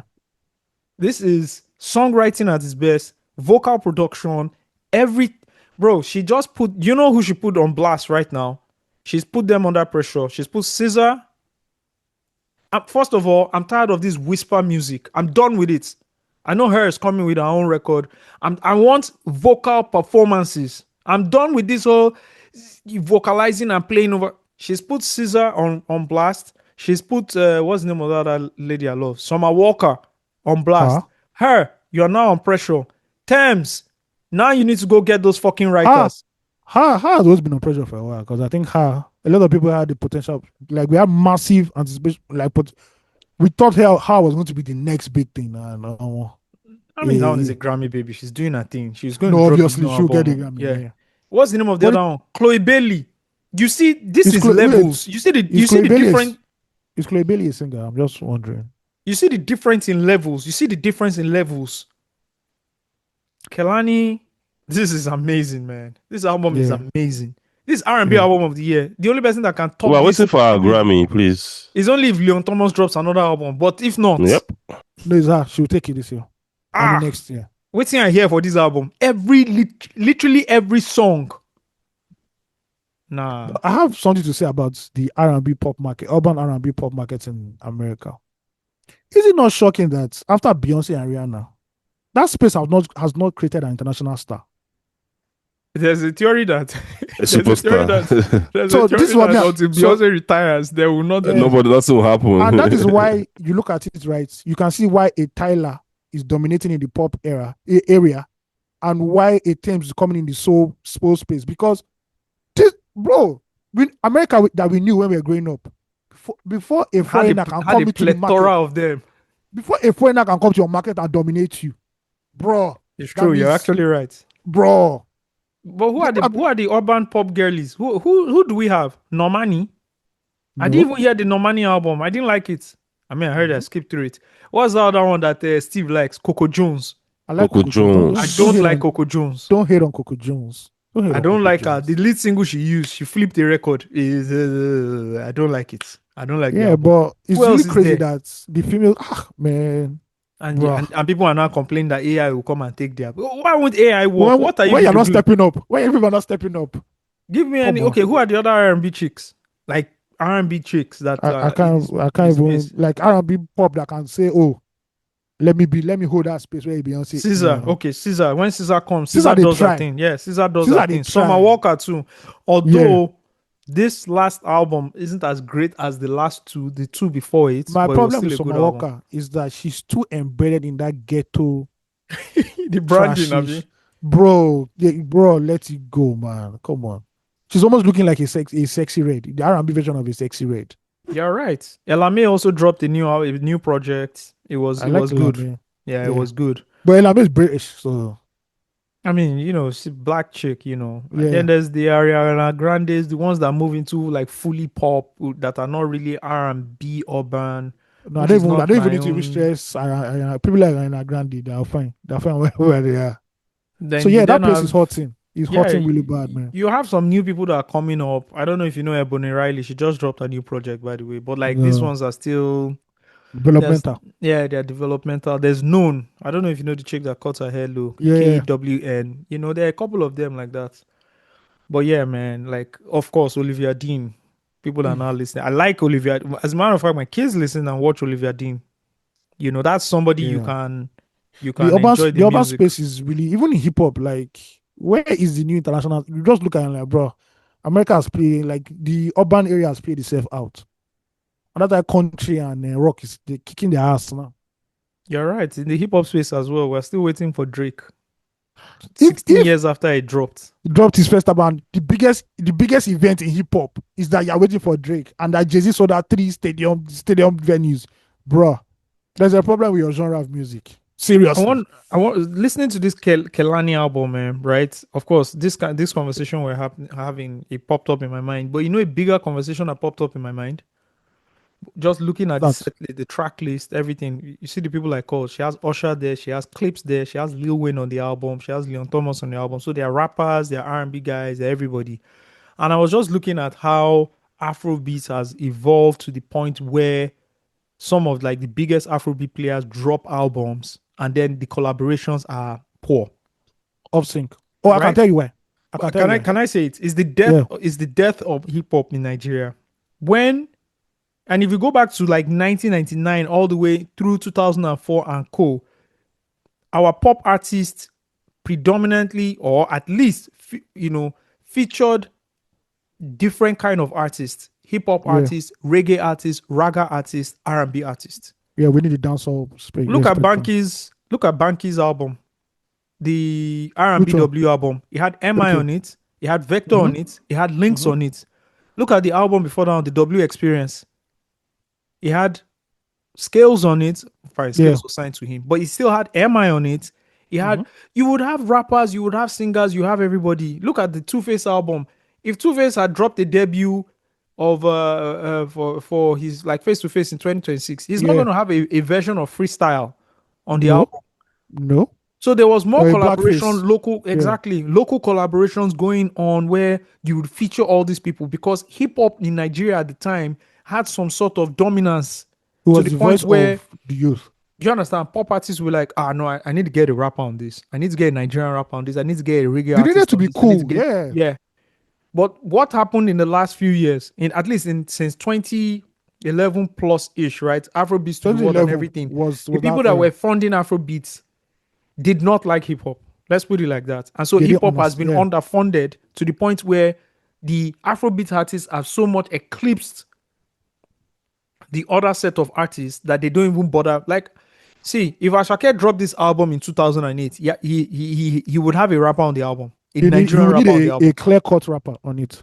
Do you understand what I'm saying? I have a theory about this too. So it's not happening anywhere in Afrobeats again. It's sort of like secluded itself and created like this bubble stroke island where nobody could get to it, and all of them were creating the same fucking sound. I heard the Buju project with SARS. It's flat for me.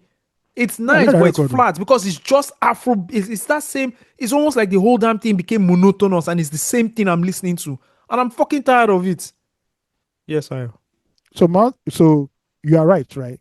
So one thing again, why collabos are not even reaching the rap side is that for features, you'll be surprised that a lot of them just look at Spotify numbers and pick whoever has the highest Spotify numbers and say, oh, this is a guy I'm going to feature because they believe he has that target audience. That is happening. You're damn fucking Yes, right. Yeah. But another thing again was that if you go back to Afrobeats, let's go back I'm talking about pop artists now, the likes of Wande Cole and Wizkid especially. Wande Cole dropped a song called Who Born the Maga, right? And that had a very street edgy element. Now who born? If you move to Wizkid, I believe that Wizkid's Don't Door started a new trajectory for the pop artists in Nigeria, where they had to be street adjacent, right? And as they became more street adjacent, they found out that we don't need rappers anymore. If we are talking directly to the streets, nobody's going to be that bridge anymore for us. And that was what was happening, and it was getting larger and larger and larger. Now there's also a claim that English-speaking rappers also suffered from the rise of indigenous hip-hop, and that cut them off too. And they were not able to evolve and now enter that space. And this is the reason why the big three is so powerful. They have so embedded themselves in street culture, it's hard for you to topple them if you do not do that. If you are just doing music, and which is what a lot of the guys from 2019 have found very hard to do, is that, bro, Fireboy can sing all he wants to sing. Bro, your street equity is not bigger than Burna Boy or a Wizkid or a Davido. It cannot happen. Asake and Rema have been able to do it because they fuck with the streets heavy a lot. All this Rema going to Benin, signaling with the streets, he knows why he's doing that. Asake is Lagos Island. He can't even run away from it at the end of the day. So your pop artists have embedded so much in street culture. They look at rappers like, why do we need you anymore? You don't speak for us anymore now. That's a goddamn good point, man. Like, bro, you don't, unless maybe now there's an that Odumodu edginess brand. that they used to sublet to rappers to bring onto. So when Wizkid is singing Don't Dull, the streets already know what he's talking about at the end of the day. Yeah, right, man. These are that guys, Burna Boy. So it's and now we are back to square one because now you need rappers, right? You need rappers once again. Your pop artists that cannot do the whole shit thing, they need rappers. But who are the rappers now to even now say, let's bridge you? You can't rely on Black Bones and Odumodu Black all the time. We need more.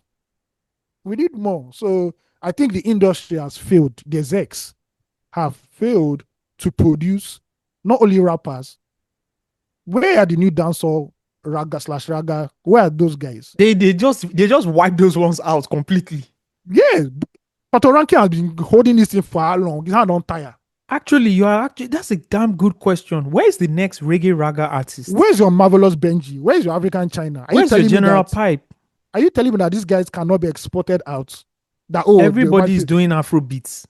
The reason why they're doing Afrobeats is because that is the only thing they know. And what they know in it is very, very superficial. It's not well layered. A lot of the execs don't know Nigerian music, and I keep saying it. So when you don't know it, you don't even know how to even say, how do we export this culture? The reason why hip-hop was so successful was that we had A&R, so later became CEOs that knew how to market the culture. A Ron DMC could say, you know what, let's start wearing Adidas. And Adidas now became the coolest sneaker in the whole of the country. They could tell, Biggie start wearing Versace shirts. Or Tupac start wearing Versace shirts. And boom, it has become big and like that. But we don't have these people who can engineer culture through music. It is, okay, let's collect advance. Okay, shoot video, wanty, pay for influencers, pay for bots, boom, pay for farming. You can't sustain an industry that way. It's not possible. If you don't know the culture, you cannot push the culture. Damn. And that's why we are here right now. We are here right now because nobody's in the meeting room and like, oh, you know what? I think Kayode needed an indigenous rapper and Aimoye. Because he couldn't, if you listen to that song, and there's a reason why that song has dropped off in popularity is that he couldn't maintain that edginess that chorus was delivering. So imagine the verses fall short, especially the second verse. The first verse, he picked it up. On the second verse, when I was listening to it, even listening to it this morning, the second verse, he tapered off. And that's when the A&R goes and says, you need to rewrite that, or we need to get something, or we need to get having a record. Yeah. Put a reminisce in that second verse. Yeah. The record holds well. Or guess what? We even need a reminisce to write it for you. Yes. But You people are not understand? but yeah, you're like, oh, my thing has gone viral. 300 videos, 3,000 videos on TikTok. It's a hit. Boom, it's not let's a go, hit, let's bro. go. I want to It's not a distribute hit, it for bro. you. Bring. It's not a hit, bro. Let me see who distributed itself. So it is what it is, man. You know what? You're goddamn right, bro. Where are the new R&B stars? You can't tell me that we don't have R&B people who can deliver R&B to a mass audience in Nigeria. R&B is basically gone, except like you have like a few people, right? And it's the girlies that are not even doing R&B more, but they are Yeah. R&B pop adjacent. You understand? Like Yeah. Jams, like Jams. Yeah, I love Jams. Jams is Yeah, that girl is fabulously she's R&B talented. pop, Yeah. Yeah. adjacent, right? There's another girl, I can't pronounce her name, but it's N for Natia or something, right? No, there are a lot of female R&B, and it's great. Look at female rap. Female rap is suffering because we don't have correct A&Rs. Shout out to the likes of what's her name? The girl that was on Body Count, Deto Black. Yeah, Dito, I like Dito, man. You cannot influence culture trying to copy the city girl movement in Nigeria. It's not going to work. What you need is a rapping version of Niniola. Raunchy, provocative, right there in your face, and singing in a language that people know. You can't do city girl. You can't do other Miami rap. It's not going to scale. But it is what it is. It is what it is. Thank you very much, Ayo. As usual, we have learned a lot when it comes to music from you. Thank you. Round of applause to you. All right, folks, there you have it. We've done it again. We are at the end of another episode. Thank you so much for listening and rocking with us. We hope you guys have a fruitful week ahead. And we'll check you guys on the next episode. We're going to leave you guys with Kelani's song called Ooh. Yeah, that's the name of the song. We'll rock out for 4 minutes and then we'll catch you guys later. Ciao, ciao. Peace.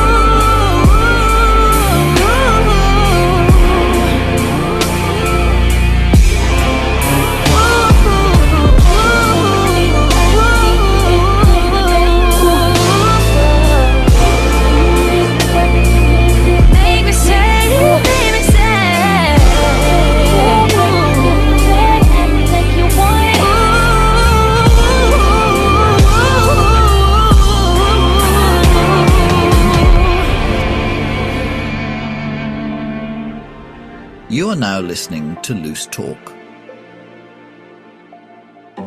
Global Village.